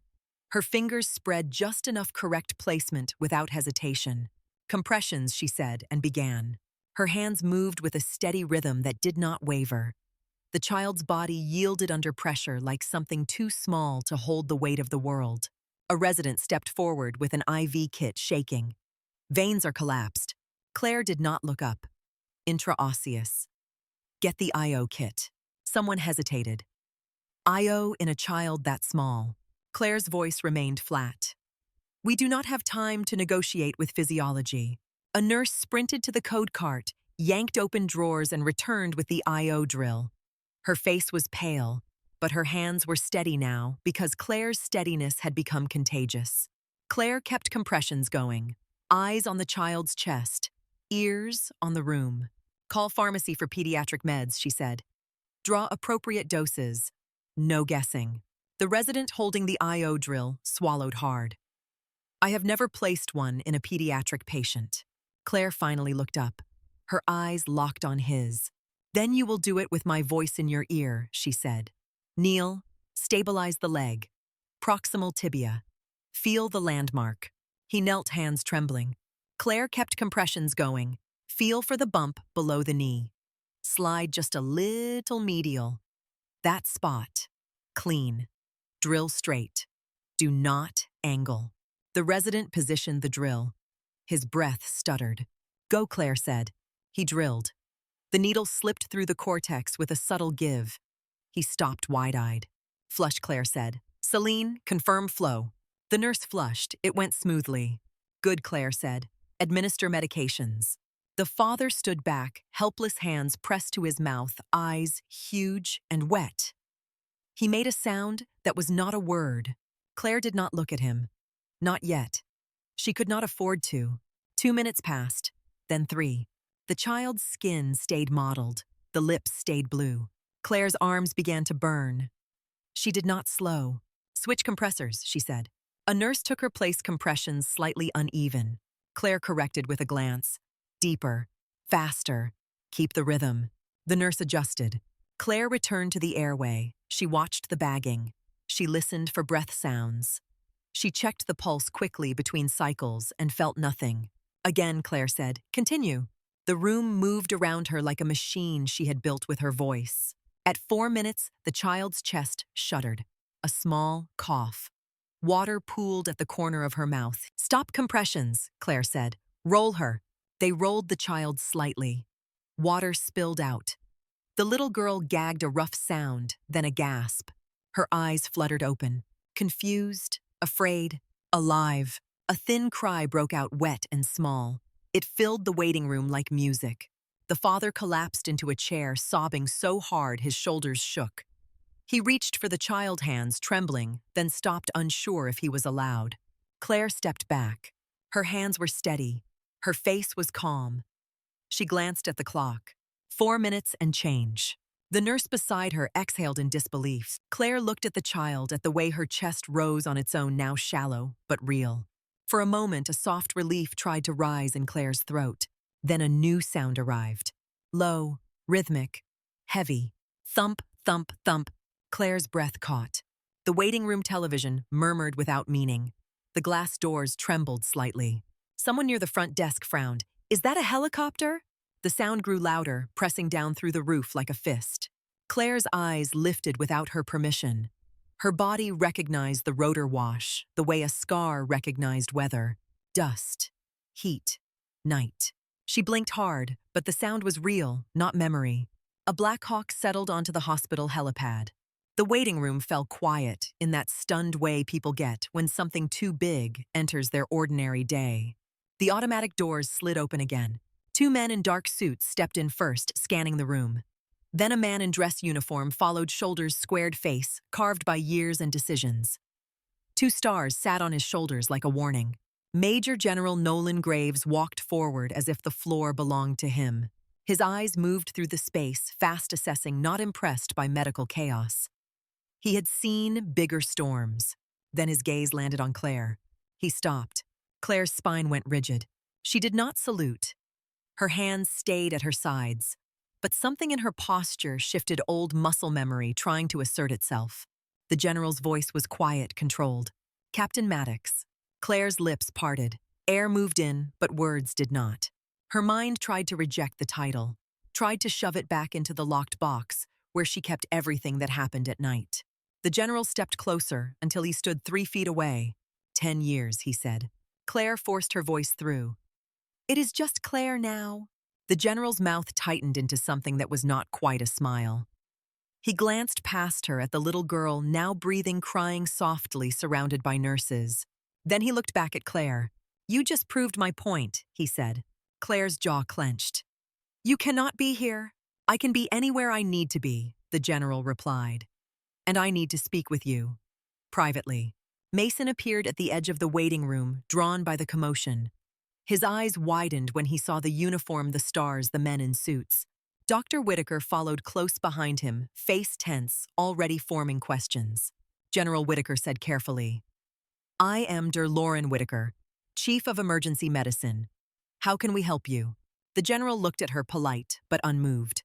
"I am not here for your department, doctor," he said. "I am here for her." Claire's stomach tightened. Whitaker's gaze snapped to Claire, then back to the general. She held her composure, but Claire could see the calculation in her eyes. "We can find a conference room," Whitaker said. The general nodded once. "Good." Mason tried to step forward. "I should be there. I am on tonight." The general's eyes cut to him. The look was not angry. It was final. No, he said. Mason stopped mid-step. Claire turned slightly toward Whitaker. Her voice remained controlled, but a thin edge ran under it. I do not want this. Whitaker studied her for a beat. Then she nodded as if hearing more than Claire said. Come with me, Whitaker said. They moved through the hallway, away from the waiting room, and the little girl's cries away from the smell of chlorine and panic. The general walked beside Claire, his presence heavy. The men in suits trailed behind like shadows. Claire kept her eyes forward. She did not look at the nurses who stared as she passed. She did not look at Danny, who stood in the ED doorway, watching with a face too still. Whitaker led them into a small conference room near administration. She closed the door. For a second, the room was too quiet. Whitaker turned on the overhead light. It buzzed. Of course it buzzed. Claire sat at the table without being asked. She kept her hands on the tabletop where she could see them. The general remained standing for a moment, looking at her like he was measuring distance. Whitaker sat across from Claire. Mason hovered near the door, having followed despite the general's refusal. He looked like a man who could not stop himself. General Graves, Whitaker said, "You cannot drop into my hospital and call my staff by military rank." The general's gaze did not shift. Then perhaps your staff should have told you she earned it. Whitaker's eyes narrowed. Claire's face stayed blank. I was Army Nurse Corps, she said quietly. A long time ago. Mason inhaled sharply as if the words hit him in the chest. Whitaker held Claire's gaze. Doing what? Triage, Claire said. Stabilization, trauma support. Whatever was needed. The general finally sat slow and deliberate. He placed a thin folder on the table in front of Whitaker. Whitaker opened it, eyes scanning. Her expression tightened. Bronze Star with Valor, she read, voice low. Combat Medical Badge. 3 deployments. Forward Surgical Team. Multiple commendations. Mason leaned forward, eyes locked on the folder like it might explain the world. Over 200 trauma interventions in active combat zones, Whitaker continued. Claire did not react. Her eyes stayed on the table grain. Whitaker closed the folder slowly and looked at Claire. Why did you not disclose this? She asked. Claire's voice was flat. It is not relevant to my civilian job. Whitaker's lips pressed together. It is relevant when you are saving lives with field procedures the rest of my staff has only seen in textbooks. Claire's jaw clenched. I do my work. Mason could not hold it anymore. You have been doing this the whole time, he said. You let me talk down to you. You let us all think you were just... He stopped searching for the word. Invisible, Whitaker supplied her tone sharp. Mason swallowed. Yeah, invisible. Claire lifted her eyes to Mason. They were steady, but tired. You saw what you wanted to see, she said. I did not correct you. Whitaker's gaze softened by a fraction. Claire, that is not. The general's voice cut in quiet and firm. She did not correct you because she did not want anyone here to see who she becomes at night. The room went still. Whitaker looked from the general to Claire. Claire's throat tightened. Do not, she said. The general did not flinch. FOB Blackridge, he said. Claire's eyes flashed. I said do not. Whitaker's brows drew together. What is FOB Blackridge? Mason stared, confusion and dread mixing in his face. The general leaned forward, elbows on the table. His voice lowered. Paktika province, he said. Night. A tent built for 20. 100 casualties. No blood. No air support. No time. Claire's fingers curled against the tabletop. Whitaker's voice was careful. General, if this is confidential military information. The general shook his head once. It is not classified. It is human. Claire's voice came out tighter. Stop. The general's eyes stayed on Claire. Not cruel, not soft, just honest. You made an impossible call, he said. And you have been punishing yourself for it ever since. Claire's breath stalled. Whitaker looked at Claire, waiting. Mason looked like he wanted to look away, but could not. Claire stared at the tabletop. Her voice came out low, controlled, but it cracked on certain words like a bone under pressure. I chose who lived, she said. Whitaker's face changed. Oh, Mason whispered, barely audible. What do you mean? Claire did not look up. She kept staring at the table, as if she looked at their faces, she would lose the thin thread of control she had left. "We had too many wounded," she said. "Too many. And not enough hands, not enough supplies, not enough oxygen." The med tent was full, and the stretchers kept coming, and the bleeding did not stop. Her voice did not tremble, but something underneath it did. "There was a soldier," she continued.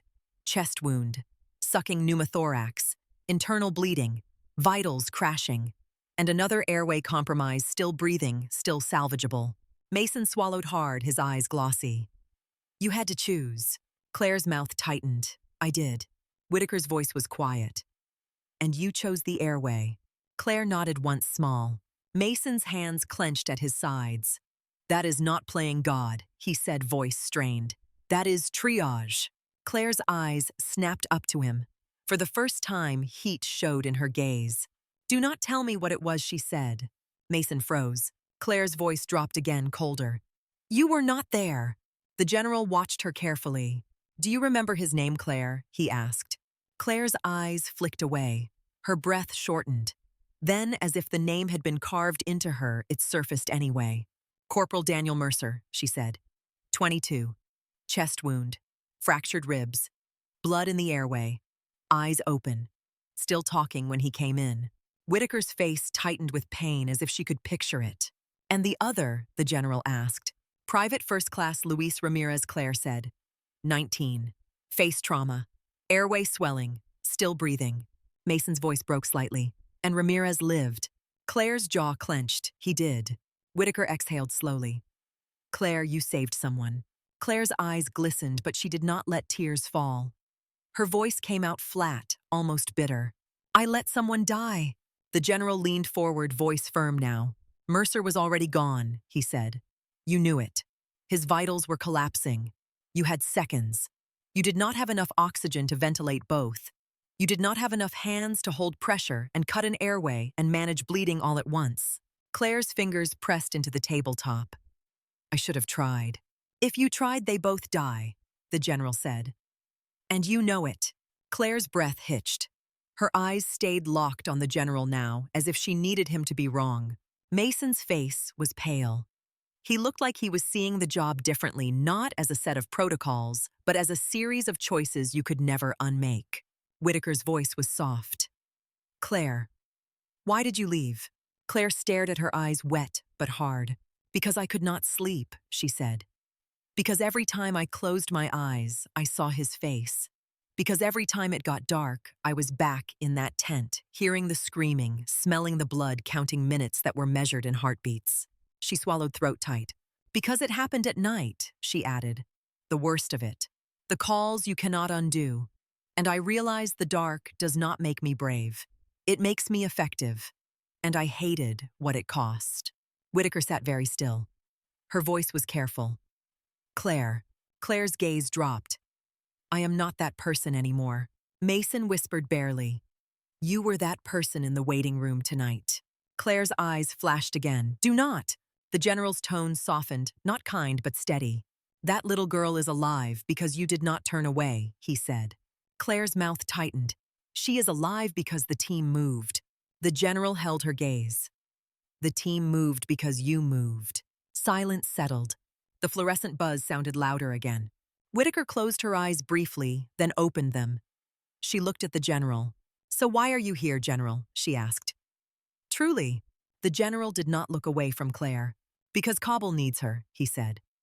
"Not the version that hides in daylight, the one who can walk into panic and make it smaller." Claire's stomach dropped. "No," she said. The general's voice stayed even. "I am not asking you to re-enlist." "Good," Claire said, sharp.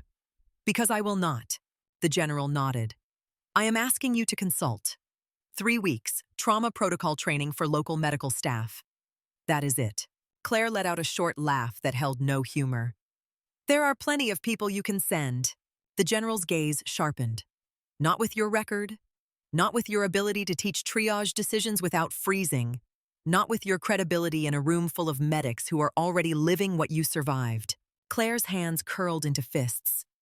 "My record is why I left." Whitaker looked between them, understanding the stakes without needing details. Claire Whitaker said quietly, "You do not have to answer here." Claire's eyes stayed on the general. Why Kabul, she asked. Why now? The general leaned back slightly, choosing words with care. Because there are teams there, making impossible calls with less training than they should have, he said. Because preventable deaths are happening in the first 5 minutes, not the first 5 hours. Because people who want to do the right thing are improvising under pressure. And improvisation without a foundation gets people killed.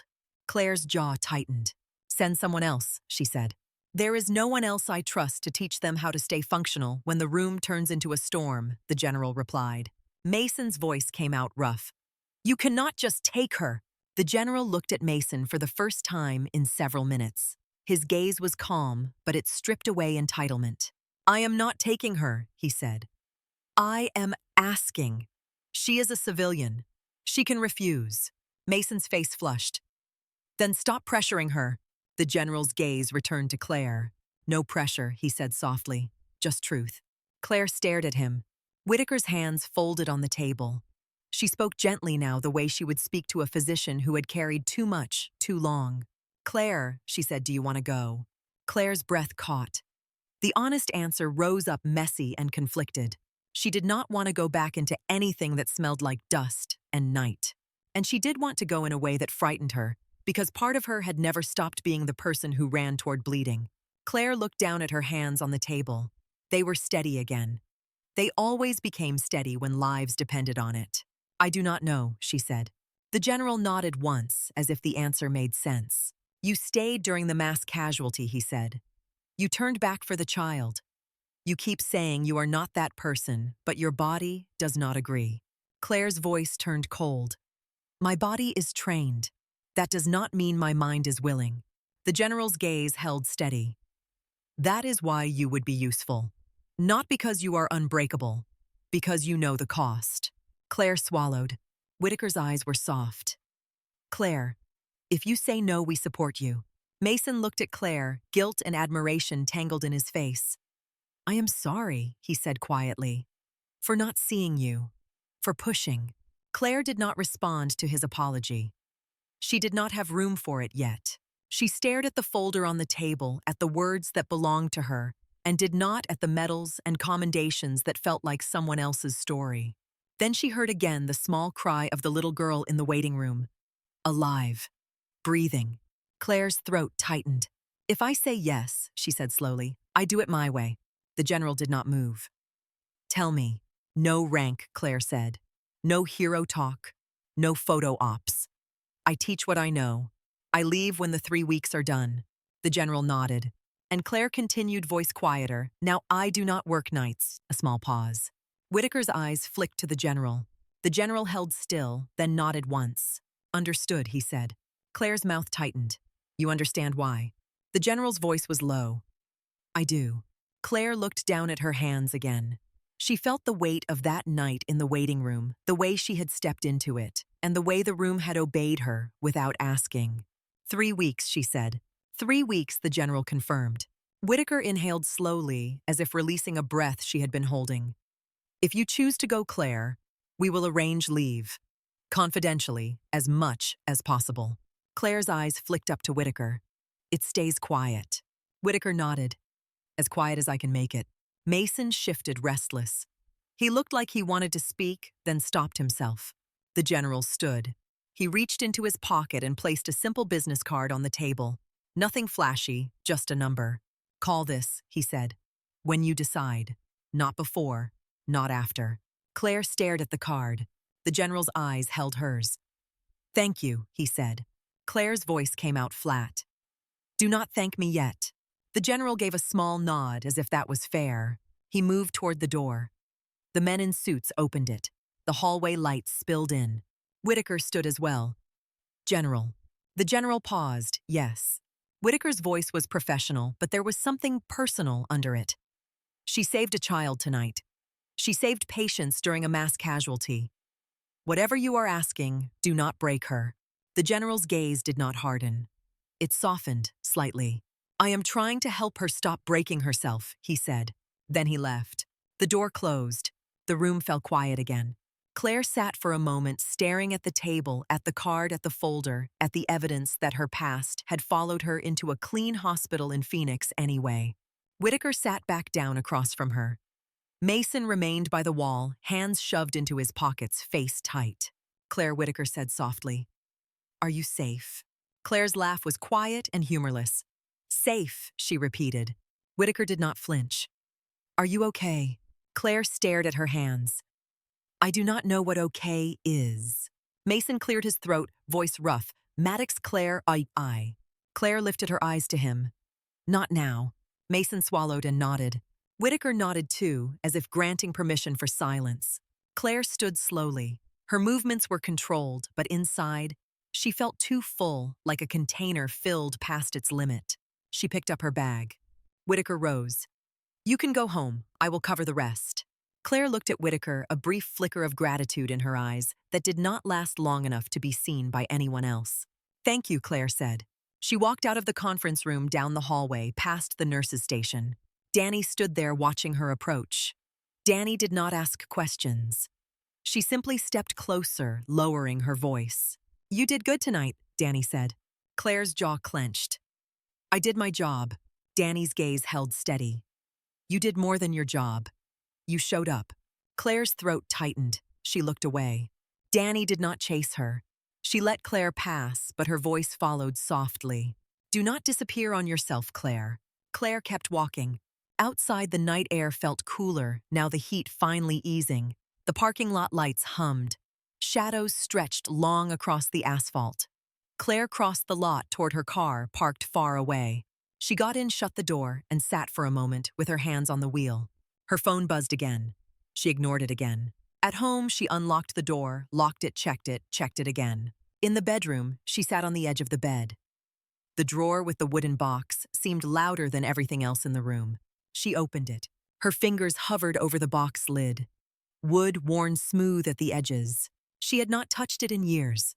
Inside were things she could not throw away. Dog tags. A folded flag. A photograph. Proof that the person she tried to bury had been real. Claire's hand trembled slightly. She closed the drawer without opening the box and lay back on the bed, staring at the ceiling until her eyes burned. In the morning, she returned to the hospital early, as if routine could pin her down. The ED staff watched her with that same careful attention.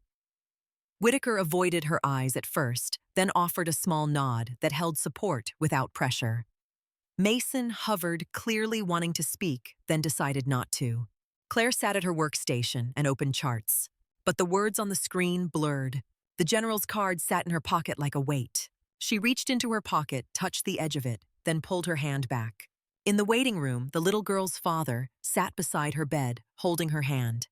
Claire passed the doorway and saw them. The child slept, breathing softly, cheeks flushed with life. The father looked up. His eyes found Claire. He mouthed a silent thank you, lips trembling. Claire stopped for a fraction of a second. Her throat tightened. She nodded once. Then she kept walking deeper into the department, deeper into the work, carrying the night inside her like a sealed wound. Carrying the night inside her like a sealed wound, Claire moved back into the work, as if the work could hold her upright. It did for a while. The morning unfolded in clean tasks and controlled voices. A laceration on a forearm from a kitchen accident. A veteran with abdominal pain who swore he did not need to be here and still clutched his belly like it was a secret he could not keep. A woman who came in for dizziness and left with a new diagnosis she did not want to pronounce. Claire handled each patient the way she handled everything. Efficient. Precise. Minimal contact outside what medicine required. She did not take the long way around the waiting room doors, but she did not linger there either. She did not look into the pediatric area again. Still, she felt the father's silent thank you lodged somewhere behind her ribs, warm and uncomfortable. At 8:20, Janelle appeared beside her workstation. "Whitaker wants to see you," Janelle said quietly. Claire's fingers paused on the keyboard. She did not look up. Why? Janelle's eyes stayed on Claire's face, not pressing, only telling the truth. "Because a 2-star general walked into our hospital last night and called you." "Captain," Janelle said. Because half the night staff is trying to pretend they did not hear it, and the other half cannot stop thinking about it. Because Whitaker is your chief, and she has to protect the department. Claire inhaled slowly through her nose, then stood. Her chair barely made a sound. She picked up her badge, clipped it on with exact alignment, and followed Janelle down the corridor. Whitaker's office sat behind a door that looked like every other administrative door, beige paint simple handle, nameplate. Claire had been inside it before for annual reviews for policy changes for the slow paperwork of civilian medicine. It had never felt like a threat. Today, it did. Whitaker's assistant opened the door without a smile and nodded Claire in. Inside, the blinds were drawn. The overhead light was on too bright, making the air feel thin. Whitaker sat behind her desk with a folder open in front of her. Mason Hart stood to the sidearms crossed, jaw tight. His presence irritated Claire more than it should have, like an open wound being touched without consent. Whitaker lifted her eyes. "Sit down, Claire." Claire sat. Whitaker tapped the folder lightly, not aggressive, only claiming the space. "I called the VA liaison office this morning," Whitaker said. "I asked for confirmation of your service record." Claire's face stayed neutral. Whitaker continued. "Captain Claire Maddox, Army Nurse Corps, Forward Surgical Team. 3 deployments, Bronze Star with Valor, Combat Medical Badge." Mason's eyes flicked to Claire's face, as if waiting for her to flinch. Claire did not. Whitaker's voice softens slightly. "Why did you not tell us?" Claire's gaze stayed on the desk surface. "Because it is not relevant," she said. Mason let out a sharp breath. "Not relevant." Claire's eyes lifted to him, steady and flat. "Not relevant to my contract," she said. "Not relevant to how I treat a sprained ankle. Not relevant to discharge instructions." Whitaker's tone stayed controlled. "It became relevant the moment you saved a teenager by applying a field tourniquet better than anyone else on staff. It became relevant again during a mass casualty when you triaged like you were born holding tags. It became relevant when you ran a pediatric resuscitation in the waiting room like you had done it 100 times. Claire's jaw tightened. Whitaker leaned forward slightly. "Claire, were you trained as a surgeon?" Claire shook her head once. "I am a nurse," she said. Mason scoffed. "You are a doctor." Claire's gaze stayed steady. "I have a doctorate now. Civilian. In the Army, I was commissioned as a nurse with an advanced degree. In the field, titles mattered less than hands." Whitaker watched her carefully. "What exactly did you do?" Claire did not answer immediately. She breathed once, slow, as if choosing words that would not spill more than needed. "Triage. Stabilization. Damage control," she said. "Airway management when there was no one else. Hemorrhage control. Procedural support. Sometimes surgery support. Sometimes I was the one holding the line until the surgeon got there. Sometimes I was the surgeon because there was no surgeon." Mason's face tightened. "That is not in any civilian job description." Claire looked at him. "Neither is a multi-vehicle pileup with 15 victims and 3 residents." Whitaker held up a hand, cutting off the rise in tension. "I am not here to interrogate you like you are a criminal," Whitaker said. "I am here because you work in an emergency department. You work around vulnerable people. You work around staff who need to know what they are dealing with when things go sideways. You have been acting like a ghost for 10 years. And last night, the ghost stepped into the light." Claire's throat tightened. Whitaker's gaze softened. "Are you safe?" Claire almost laughed. It would have been ugly if it came out. "Safe," she repeated. Whitaker did not let the word slide past. "Are you having symptoms?" Whitaker asked. "Panic. Flashbacks. Sleep disturbance. Hypervigilance." Mason shifted uneasy at the clinical phrasing landing on Claire like a spotlight. Claire looked at Whitaker, then down at her own hands. They were still. "I sleep," Claire said. Whitaker's expression said she did not believe it. Claire added quieter, "Not much." Whitaker nodded once, not surprised. "We can connect you with services," Whitaker said. "Confidential. We can adjust schedules if needed." "My schedule is the adjustment," Claire said. Whitaker's eyes sharpened slightly. "Your schedule is avoidance." Claire's gaze snapped up. "Do not label me," she said. Whitaker held her gaze calm. I am not labeling you. I am naming what I see because naming something gives us options. Hiding it takes options away. Silence sat between them. The overhead light buzzed, faint and constant. Mason finally spoke, voice rough. "Why did you let me talk to you like you were nothing?" asked. "Why did you let all of us?" Claire's eyes flicked to him. "Because it was easier," she said. "Easier than what Mason pressed." Claire's voice stayed low. "Easier than having people look at me the way they are looking now." Whitaker closed the folder gently. "General Graves asked for a private meeting with you last night," Whitaker said. "He asked me for your availability. He wants a decision about a consulting assignment." Claire's stomach tightened again. Whitaker added, careful. "I told him you would decide on your own timeline." Mason's eyes widened. "Consulting assignment. Overseas." Claire did not answer. Whitaker watched her. "Did he threaten you?" "No." "Did he pressure you?" Claire hesitated, then spoke. He asked. Whitaker nodded. "And?" Claire's mouth tightened. "And nothing." Whitaker's gaze remained steady. "Claire, you do not owe him anything. You do not owe anyone anything. But you owe yourself honesty." Claire's eyes dropped again. Whitaker stood slowly and walked around the desk, then leaned on the edge a few feet from Claire. She lowered her voice, making the room smaller. "Last night, Whitaker said I watched you take control in a waiting room full of panic. People listened because you sounded like you had done it before. I also watched your face when that helicopter came in. I saw something in your eyes that did not belong to Phoenix." Claire's throat tightened. Whitaker continued, "If you are carrying something, you do not have to carry it alone. If you need time, take it. If you need boundaries, we will enforce them." Claire nodded once the smallest acknowledgement. Mason shifted again, guilt in his posture. "I am sorry," he said quietly. "For pushing. For calling you invisible. For thinking that meant you were weak." Claire looked at him for a long moment. Her gaze was not forgiving. It was not cruel either. It was tired. "I do not need you to be sorry," she said. "I need you to be competent when it matters." Mason flinched, then nodded. Whitaker straightened. "Claire, I am going to document this as a wellness check and a credentialing update. Nothing punitive. If you choose to take leave, we will process it. If you choose to stay, you will not be forced into trauma leadership." Claire's eyes lifted. "I will not work nights." Whitaker nodded. "Understood." Claire stood. Mason stepped slightly aside to let her pass, as if the air around her had changed density. Claire left the office without looking back. In the hallway, the fluorescent lights felt harsher than they should have.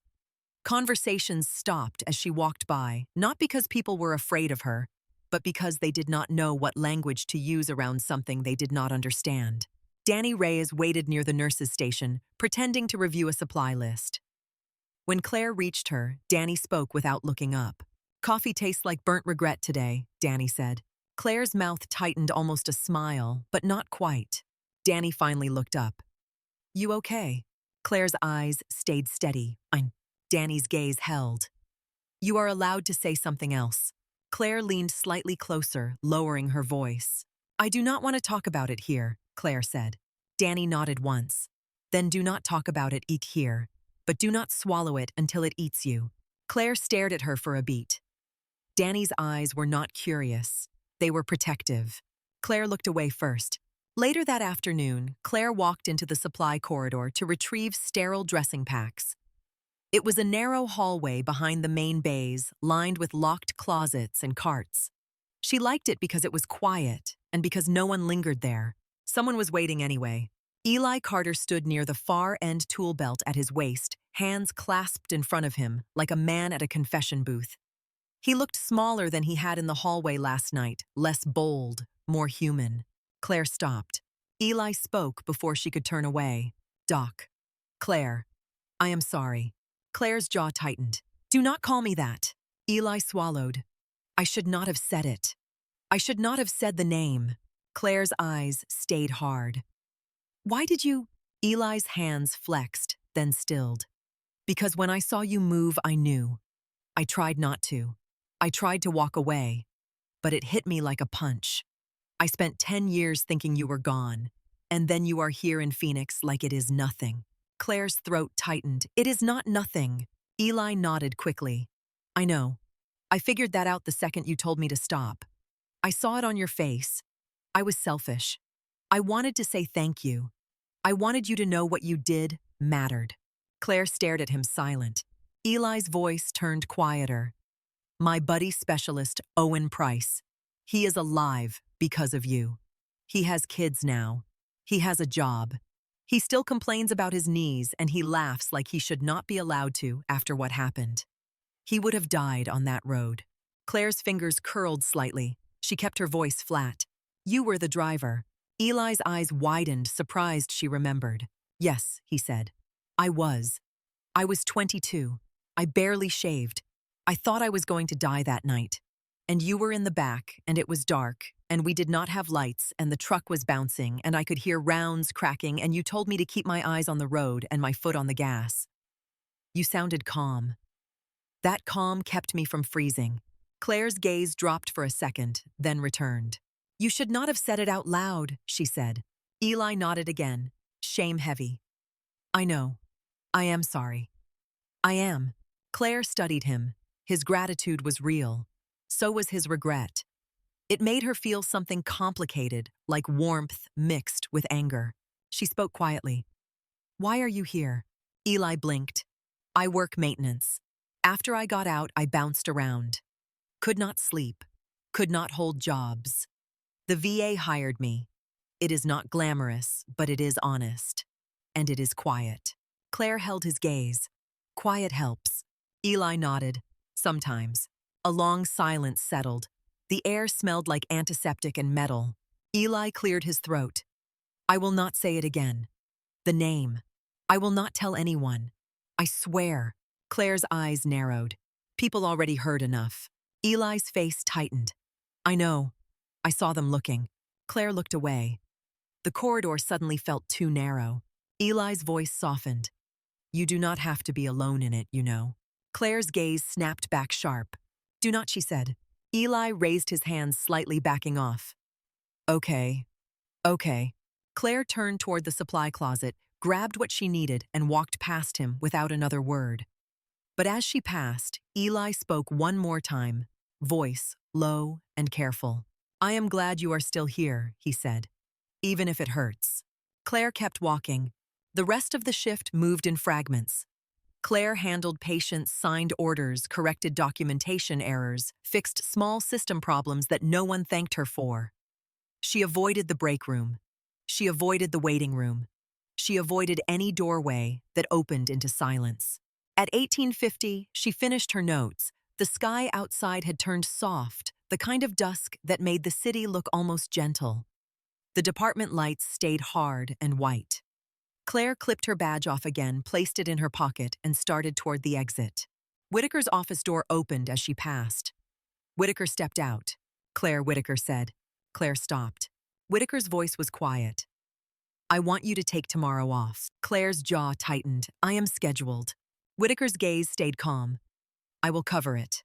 Claire stared at her. Why? Because you have not processed what happened last night, Whitaker said. Because your face today has been a mask, so tight I can hear it creak. Because you are functioning, and functioning is not the same as being okay. Claire's throat tightened. I am fine. Whitaker shook her head slightly. Take the day. Claire held her gaze. For a long moment, the part of Claire that obeyed orders tried to rise, then stopped, confused by civilian boundaries. Finally, Claire nodded once. One day. Whitaker exhaled softly, thank you. Claire left the hospital and drove home with the radio off. In her apartment, the routine waited for her like a script. Lock. Check. Check again. Keys in the bowl. Shoes aligned. Jacket hung. She stood in the living room for a moment, staring at nothing. Then she walked to the bedroom drawer and pulled it open. The wooden box sat there still and ordinary. Claire lifted it out with both hands and set it on the bed. Her fingers rested on the lid. She did not open it immediately. She sat on the edge of the bed, breathing slow, listening to the building settle around her. A neighbor's television murmured through the wall. A car passed outside. Normal sounds, civilian sounds trying to anchor her. Claire opened the box. Inside, the dog tags lay cold against the velvet lining. A folded flag sat beneath them, corners sharp. A photograph, edges worn, showed a group of women in dusty uniforms, faces sunburned, eyes sharp. They looked like they belonged to each other. They looked like they had seen the dark and survived it together. Claire lifted the photo and stared at it. Her throat tightened, her eyes burned. She touched the face of the woman in the center of the picture, younger, jaw set, gaze hard. The woman looked like she could make a decision in a second and live with it for the rest of her life. Claire set the photo down and closed the box. Her hand moved to her pocket.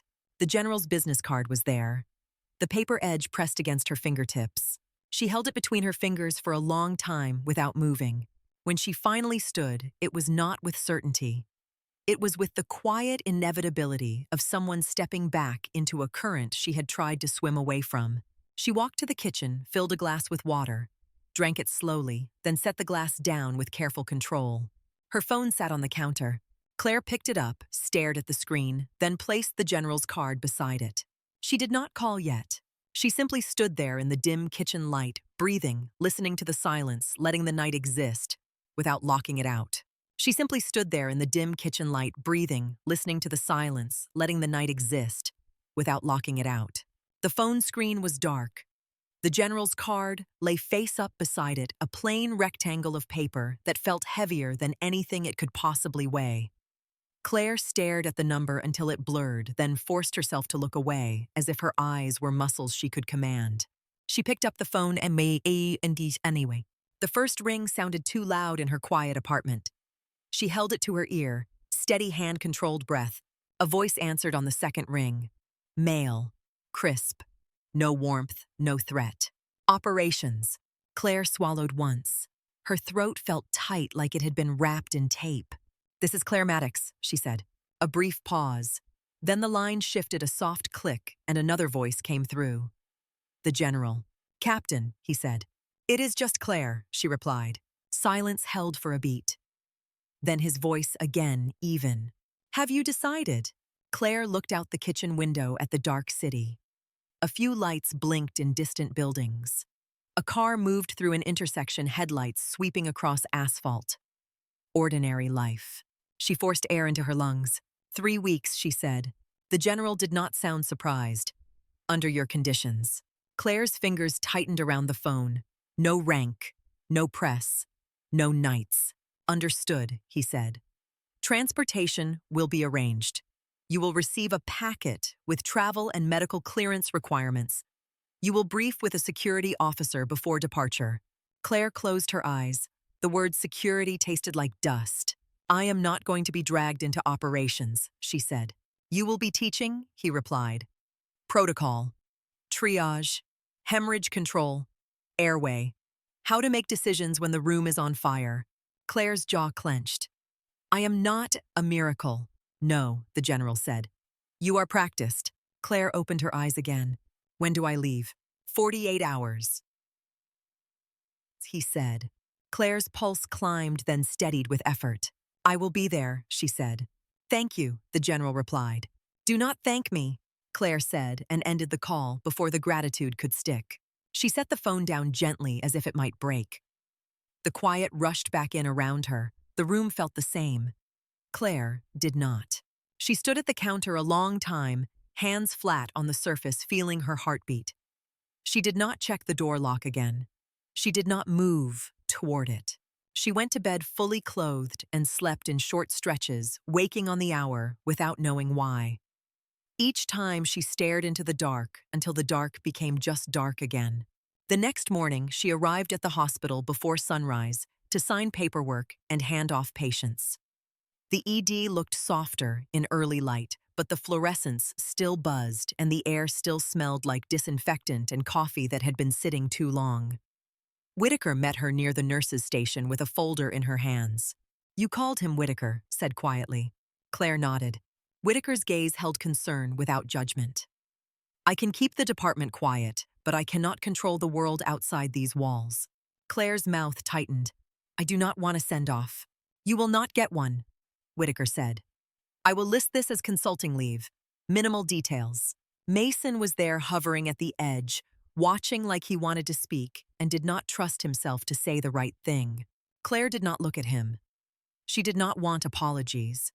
Apologies made the past feel like a conversation she could negotiate with. It was not. Danny approached from the medication cart, a paper cup of coffee in her hand. She held it out to Claire. "It is bad," Danny said. Claire took it. "Thank you." Danny's eyes studied her face. "You packed." Claire nodded once. Danny lowered her voice. "You do not have to be fearless to go." Claire's gaze stayed steady. "I am not going to be fearless." Danny's mouth tightened into something like respect. "Good. Fear keeps you honest." Claire sipped the coffee. It tasted like burnt regret, just as Danny had said, and for a second, it grounded her in the ordinary. Janelle Parker walked up with a clipboard. "I am not asking where you are going," Janelle said. "But if you ever need someone to cover you when you come back, you tell Whitaker and I will handle it." Claire looked at her. "Thank you." Janelle nodded once. "Get home safe." The phrase landed differently this time. Home was not just an apartment with locks. Home was a place where the night did not own her. She did not say that out loud. She just nodded and turned away. That afternoon, Claire boarded a flight without fanfare. No uniform, no insignia, no hero narrative. Just a civilian passport and a small duffel bag packed with the kind of practical items you packed when you did not trust the world to take care of you. In the airport, the bright overhead lights and the constant noise felt like a shield. She could breathe in crowds. It was the quiet that hurt. A security officer met her on the other end of the trip, his face professional, his handshake firm. "Ms. Maddox," he said, "I am Jordan Pierce. I will handle your movement to the compound. We keep a low profile." Claire nodded. Pierce's gaze flicked to her posture, the way she stood angled slightly, the way her eyes tracked exits without effort. "You have done this before," Pierce said. Claire did not answer. The vehicle ride through Kabul was a blur of walls and dust and motion. Claire kept her eyes on the streets. The city moved in fragments, markets, and motorcycles, children darting between cars, men standing in doorways watching everything. The air carried smoke and spice and diesel. It was not the same Kabul she remembered. It was not different enough. When they reached the medical training site, it was not a gleaming hospital. It was a compound with concrete walls, a modest clinic, and a larger canvas structure out back used for drills and overflow. Generators hummed. Fans turned lazily. A group of local medical staff waited near the entrance faces, serious eyes curious. The program coordinator introduced himself in careful English. Dr. Hadi Rahimi, early 40s, lean and sharp-eyed hands that looked like they belonged to a man who had washed blood off them more times than he could count. "Ms. Maddox," he said, "thank you for coming." Claire nodded. "Call me Claire." Dr. Rahimi hesitated, then nodded as well. "Claire, we have been told you have experience." "Experience," Claire repeated and kept her face neutral.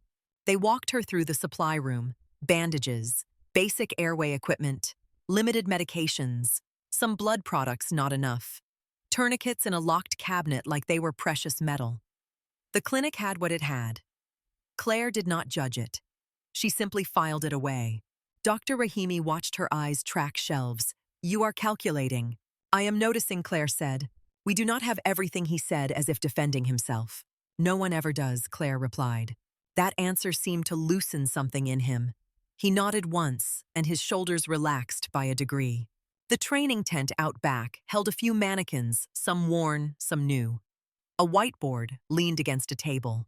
A small group of doctors and nurses gathered with notebooks in hand. Claire stood at the front and looked at them. They looked back. She did not introduce herself with a story. She introduced herself with a standard. In mass casualty, she said, "You do not rise to the occasion. You fall to your training. So training has to be simple enough to survive panic." She wrote 3 letters on the board. A, B, C. Airway, she said. Breathing, circulation, in that order, always. A nurse in the front row raised her hand. She was young, but her eyes were older than her face. "What about severe bleeding?" Claire nodded. "Severe bleeding is circulation. It kills faster than fear. It gets controlled first when it is obvious." Tourniquet pressure packing. You do not negotiate with hemorrhage. She moved to the mannequin and demonstrated tourniquet placement. High and tight. No apologies for pain. Secure. Time recorded. Dr. Rahimi watched her hands. You place without hesitation. Claire's gaze stayed on the strap. Hesitation is a luxury. They practiced. Again and again. Claire corrected angles, corrected placement, corrected the way people held their own breath while working. She taught them to talk out loud while they worked, not because she wanted noise, but because it made the invisible visible. It made the team move together. At midday, they broke for water and flatbread. Claire stood outside the tent in the dusty sunlight and drank from a bottle, watching the compound walls and the guards' slow patrol. The sky was bright. The air was hot. In daylight, she could function. She felt the boundary of her agreement like a line on the ground. Pierce approached quietly. You all right? Claire nodded. I am fine. Pierce did not push. He simply stood beside her, facing outward as if matching her posture was a kind of respect. Dr. Rahimi joined them holding a folder of incident reports. He offered it to Claire. These are our recent cases, he said. Patterns. What we lose people to. Claire took the folder and flipped through. Penetrating trauma. Blunt trauma from vehicle incidents. Pediatric drownings. Burns. Complications from delayed evacuation. She paused on a page that described a death from airway compromise. Improvised airway attempted too late. No oxygen. No backup. Claire's fingers tightened. Dr. Rahimi watched her face. We need better airway training, he said. People panic. Claire nodded. Then we start there. In the afternoon, she ran airway drills.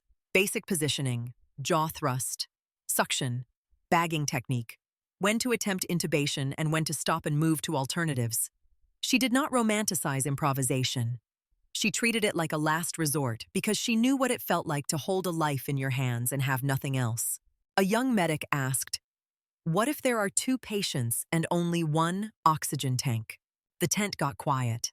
Claire stared at him for a long moment. His question was honest, not academic. The people around him held their breath. You save the one you can save, Claire said. Not the one you want to save. The medic swallowed. And the other. You do not abandon them, Claire said. You comfort. You manage pain if you can. You keep dignity. You do not waste the resources that would kill both. Dr. Rahimi's jaw tightened. Some people call that cruel. Claire met his eyes. Cruel is watching 2 people die because you could not choose. The room stayed quiet. Then pens began moving again, scribbling notes. That evening, Claire returned to her small room in the compound. It was plain. Bed, desk, a single lamp, a lock that worked. She checked it once, then sat at the desk and wrote notes on protocol changes that could fit the reality of what they had. She wrote in short phrases, simple enough to remember under stress. When the sun went down, the compound's lights clicked on harsh against darkness. Claire shut her lamp off and lay in bed staring into the dark. Her agreement with the general felt like armor, but the night pressed against it anyway. She listened to the sounds outside. Distant engines, voices, a dog barking, the generator's hum. Her body stayed awake even when her mind wanted to fold. On the 3rd day, a call came after dusk. A guard knocked on her door. Ms. Maddox. Claire sat up instantly. Her pulse spiked. What she said. Incoming casualties, the guard said. Vehicle incident? They are bringing them to the clinic. Claire's mouth tightened. What time is it? She asked. The guard hesitated. 21. Claire swung her feet to the floor, then stopped. She could feel the boundary of her condition. No nights. That was the deal. That was the line that kept her from becoming someone she did not know how to live with. She stood anyway and opened the door. Pierce was there now, looking tense. Claire, he said. Claire's voice was calm. I am not working nights. Pierce's jaw tightened. There are 2 critical. They are already on the way. Claire stared at him. The dark behind him felt thick. Dr. Rahimi appeared at the end of the corridor, his face set. He had heard the commotion. Claire, he said, we need you. Claire felt something in her chest tighten the familiar pull between self-preservation and duty. She stepped into the hallway. Her voice stayed controlled. Put them in the treatment bay, she said. Get the airway cart and hemorrhage supplies ready. Call your most experienced nurse. I will be in the room, but I am not running the room. You are. Dr. Rahimi nodded once, immediate, understood. Claire followed them through the dark corridor, the compound lights casting hard shadows. She kept her eyes forward and her breathing steady. The casualties arrived on a truck, not an ambulance. A young man with abdominal trauma, pale and sweating, breathing fast. A woman with a head injury, eyes half open, blood in her hair. A child with a leg wound bleeding through bandages, crying softly. The clinic staff moved quickly, but their hands shook. Claire did not raise her voice. She did not take over. She stepped into the bay and made her presence smaller than her competence, letting them own the space while she guided the flow. Airway first, she said to the nurse at the head of the bed. Position, suction. Dr. Rahimi, check for tension. Look at the neck. Look at the trachea. The young man's breathing was uneven. His chest movement on one side was diminished. Dr. Rahimi's eyes widened. Tension. Claire nodded. You know what to do. Dr. Rahimi swallowed hard, then reached for the catheter. His hands trembled. Claire stepped closer, voice low. Find your landmark. Second intercostal. Over the rib. Slow is smooth. Dr. Rahimi placed the needle. A hiss of air released. The patient's oxygen improved. The clinic staff stared, some with relief, some with disbelief. Claire looked at them. This is why we drill, she said. So your hands do not ask your fear for permission. They moved to the child's leg. Bleeding. Tourniquet needed. A medic hesitated, looking at the child's face. Claire spoke softly. Pain is not death. Hemorrhage is. The medic applied the tourniquet. High and tight. Time recorded. The child screamed, then cried, then breathed. The room steadied. When the immediate crisis passed, Claire stepped back from the bay. Her hands were steady. Her stomach was not. She could feel the night clawing at her skin. Dr. Rahimi turned to her. You said you do not work nights. Claire's voice was flat. I do not. He held her gaze. And yet you came. Claire looked away. I did not leave you alone. Dr. Rahimi's eyes softened. Thank you. Claire did not answer. She walked out of the bay and into the corridor where the air was cooler. She leaned one hand against the wall for a moment until her breath slowed. Pierce approached quietly. You did fine, he said. Claire's voice came out tight. Fine is a word people use when they cannot say the truth. Pierce waited. Claire swallowed. The truth is my body remembers. Pierce nodded once. Then keep it in the room where it belongs. Not alone in your bed. Claire did not respond, but the words settled. The next 2 weeks were a rhythm of training and practice, daylight drills and controlled simulations, punctuated by real cases that did not respect schedules. Claire kept her boundaries as much as she could. When night calls came, she made Dr. Rahimi lead, and she guided, refusing to become the center. Each time the local team moved faster, hesitated, less trusted their own hands more. On the last day, Dr. Rahimi stood with her outside the tent in the late afternoon sun. You have changed our outcomes, he said. Claire's gaze stayed on the compound wall. You have changed your outcomes. I gave you tools. Dr. Rahimi nodded, accepting that. He hesitated, then spoke again. The question from the medic. 2 patients, 1 resource. You answered without flinching. Claire's jaw tightened. I flinched. Inside. Dr. Rahimi studied her. Do you still see him? Claire did not pretend not to know who he meant. Her voice was quiet. Every night, she said. Dr. Rahimi's eyes held something like understanding. Then perhaps you should stop trying to erase him and start trying to honor what you did. Claire's mouth tightened. I do not know how. Dr. Rahimi nodded. Then you learn. Like everything else. When Claire left Kabul, it was in the early morning, the sky pale and dusty, the city still half asleep. She sat in the vehicle with Pierce beside her and watched the streets pass the markets, waking the calls of vendors starting.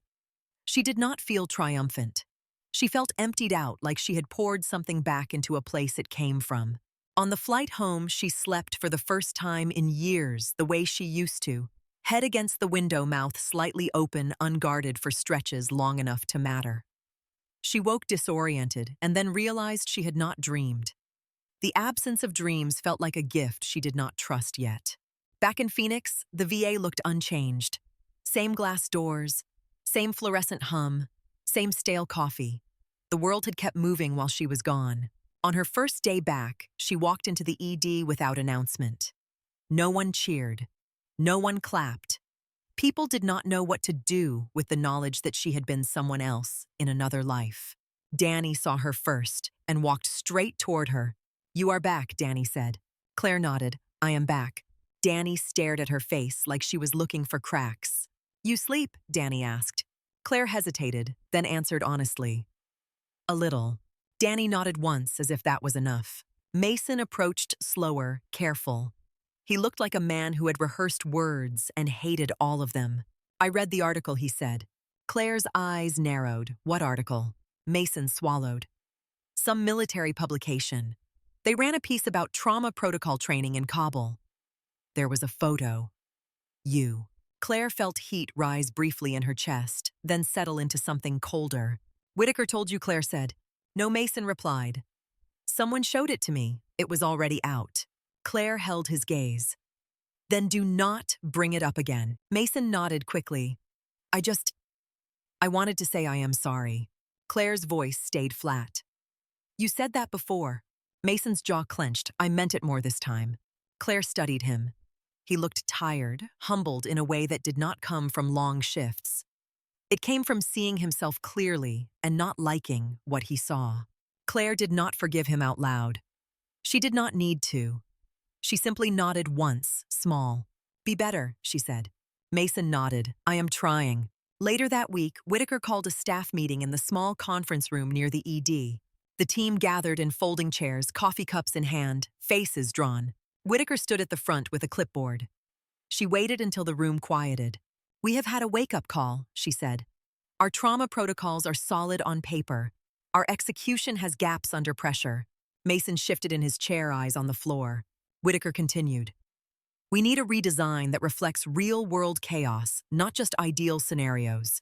Her gaze moved to Claire. "Dr. Maddox has agreed to lead the redesign," Whitaker said. "Training simulations, checklists, and rapid decision drills. Day schedule. No forced trauma lead shifts unless she chooses otherwise." A murmur ran through the room. Claire sat still, expression neutral, hands folded. A nurse raised a hand. "Is she going to run nights now?" Claire's throat tightened slightly. Whitaker answered without looking at her. "No." The room quieted. After the meeting, Claire stood at the nurse's station reviewing a stack of protocol binders. Danny leaned against the counter beside her. "You hate meetings," Danny said. Claire did not look up. "I hate wasted words." Danny watched her mark a page with a sticky note. "You seem different." Claire's pen paused. "Different how?" Danny shrugged slightly. "Lighter. Like your shoulders are not trying to hold up a building alone." Claire stared at the binder. "Maybe I am sharing the weight." Danny's mouth curved into a small smile. "That is not nothing." 6 months passed in a series of days that looked ordinary from the outside and felt new from the inside. Claire ran simulations in the training room with residents, not with anger, not with softness, but with precision. She taught them to call out findings. She forced them to slow down long enough to see tracheal deviation before a monitor screamed.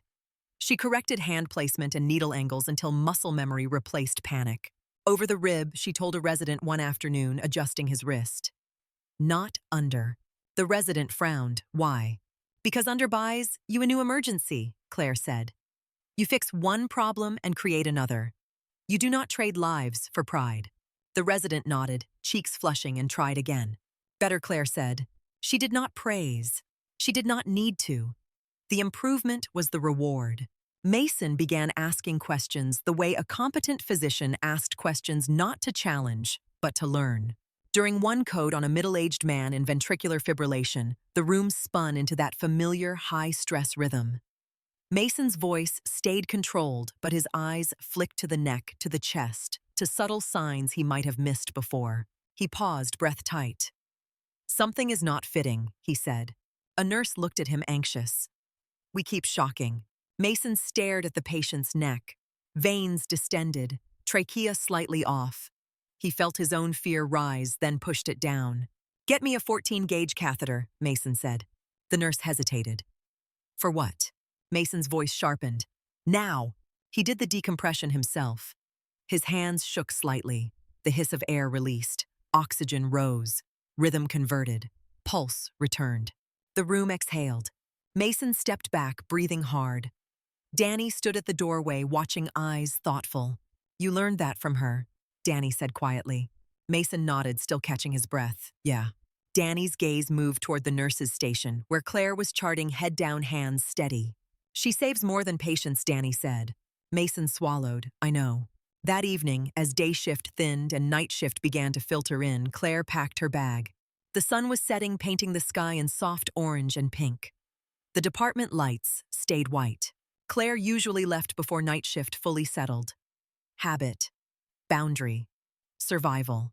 Tonight, she paused near the entrance to the nurses' station and watched the night team walk in with tired faces and quiet determination. A young nurse on her first week of nights dropped a stack of charts. Paper scattered across the floor like a small explosion.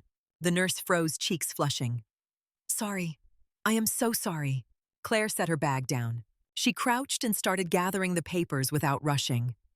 The young nurse joined her hands, fumbling, embarrassed. "First week on nights?" Claire asked.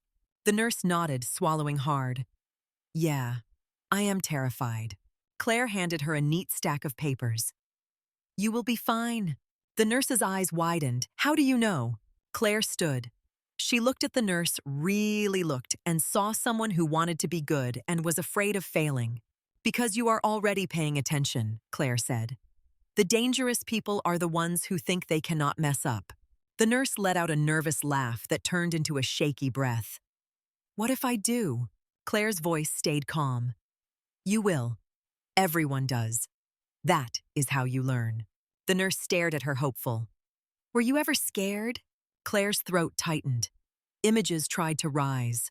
Dust. Night. A tent full of screaming. She kept her face neutral. "Yes." "How did you get through it?" the nurse asked. Claire looked past her for a moment, toward the department, toward the organized chaos that used to feel like something she needed to escape. "One patient at a time," Claire said. "One decision at a time. You do not have to save the world. Just the person in front of you." The young nurse nodded slowly, as if the words were a hand on her shoulder. "Thank you, Dr. Maddox," she said. Claire picked up her bag. She started toward the exit, then paused. The night shift moved behind her, settling in. The lights hummed. The monitors beeped. The world did what it always did. Claire walked out into the evening air. At home, she unlocked the door. She held her breath for a second, then let it out slowly. She locked it. Once, her keys went into the bowl. Her shoes aligned. Jacket hung. In the bedroom, she opened the drawer and pulled out the wooden box. She set it on the bed and opened it without hesitation this time. She lifted the photograph of the women in dusty uniforms and carried it to the living room. She placed it on the shelf where she could see it from the kitchen, from the couch, from the doorway. Visible, not hidden. Claire stood at the window and looked out at the city lights beginning to blink on in the dusk. The night outside was dark. Her apartment was quiet. She did not feel owned by it. She turned away from the window, picked up her phone, and sent a brief message to Whitaker, confirming the schedule for the next week's trauma training session. No extra words. No emotion on display. Just work. Then she set the phone down and made herself a simple meal, eating at the table instead of standing at the sink. The room did not feel empty in the same way it used to. In the morning, she arrived at the hospital as the sun broke over the horizon. Golden light spilled across the entrance. The night team walked out looking exhausted but satisfied. They nodded to her as they passed. Claire nodded back. She stepped into the ED and into the day, moving toward the work with steady hands and a quieter mind. Not because the past had disappeared, but because it had stopped being a shadow she had to outrun.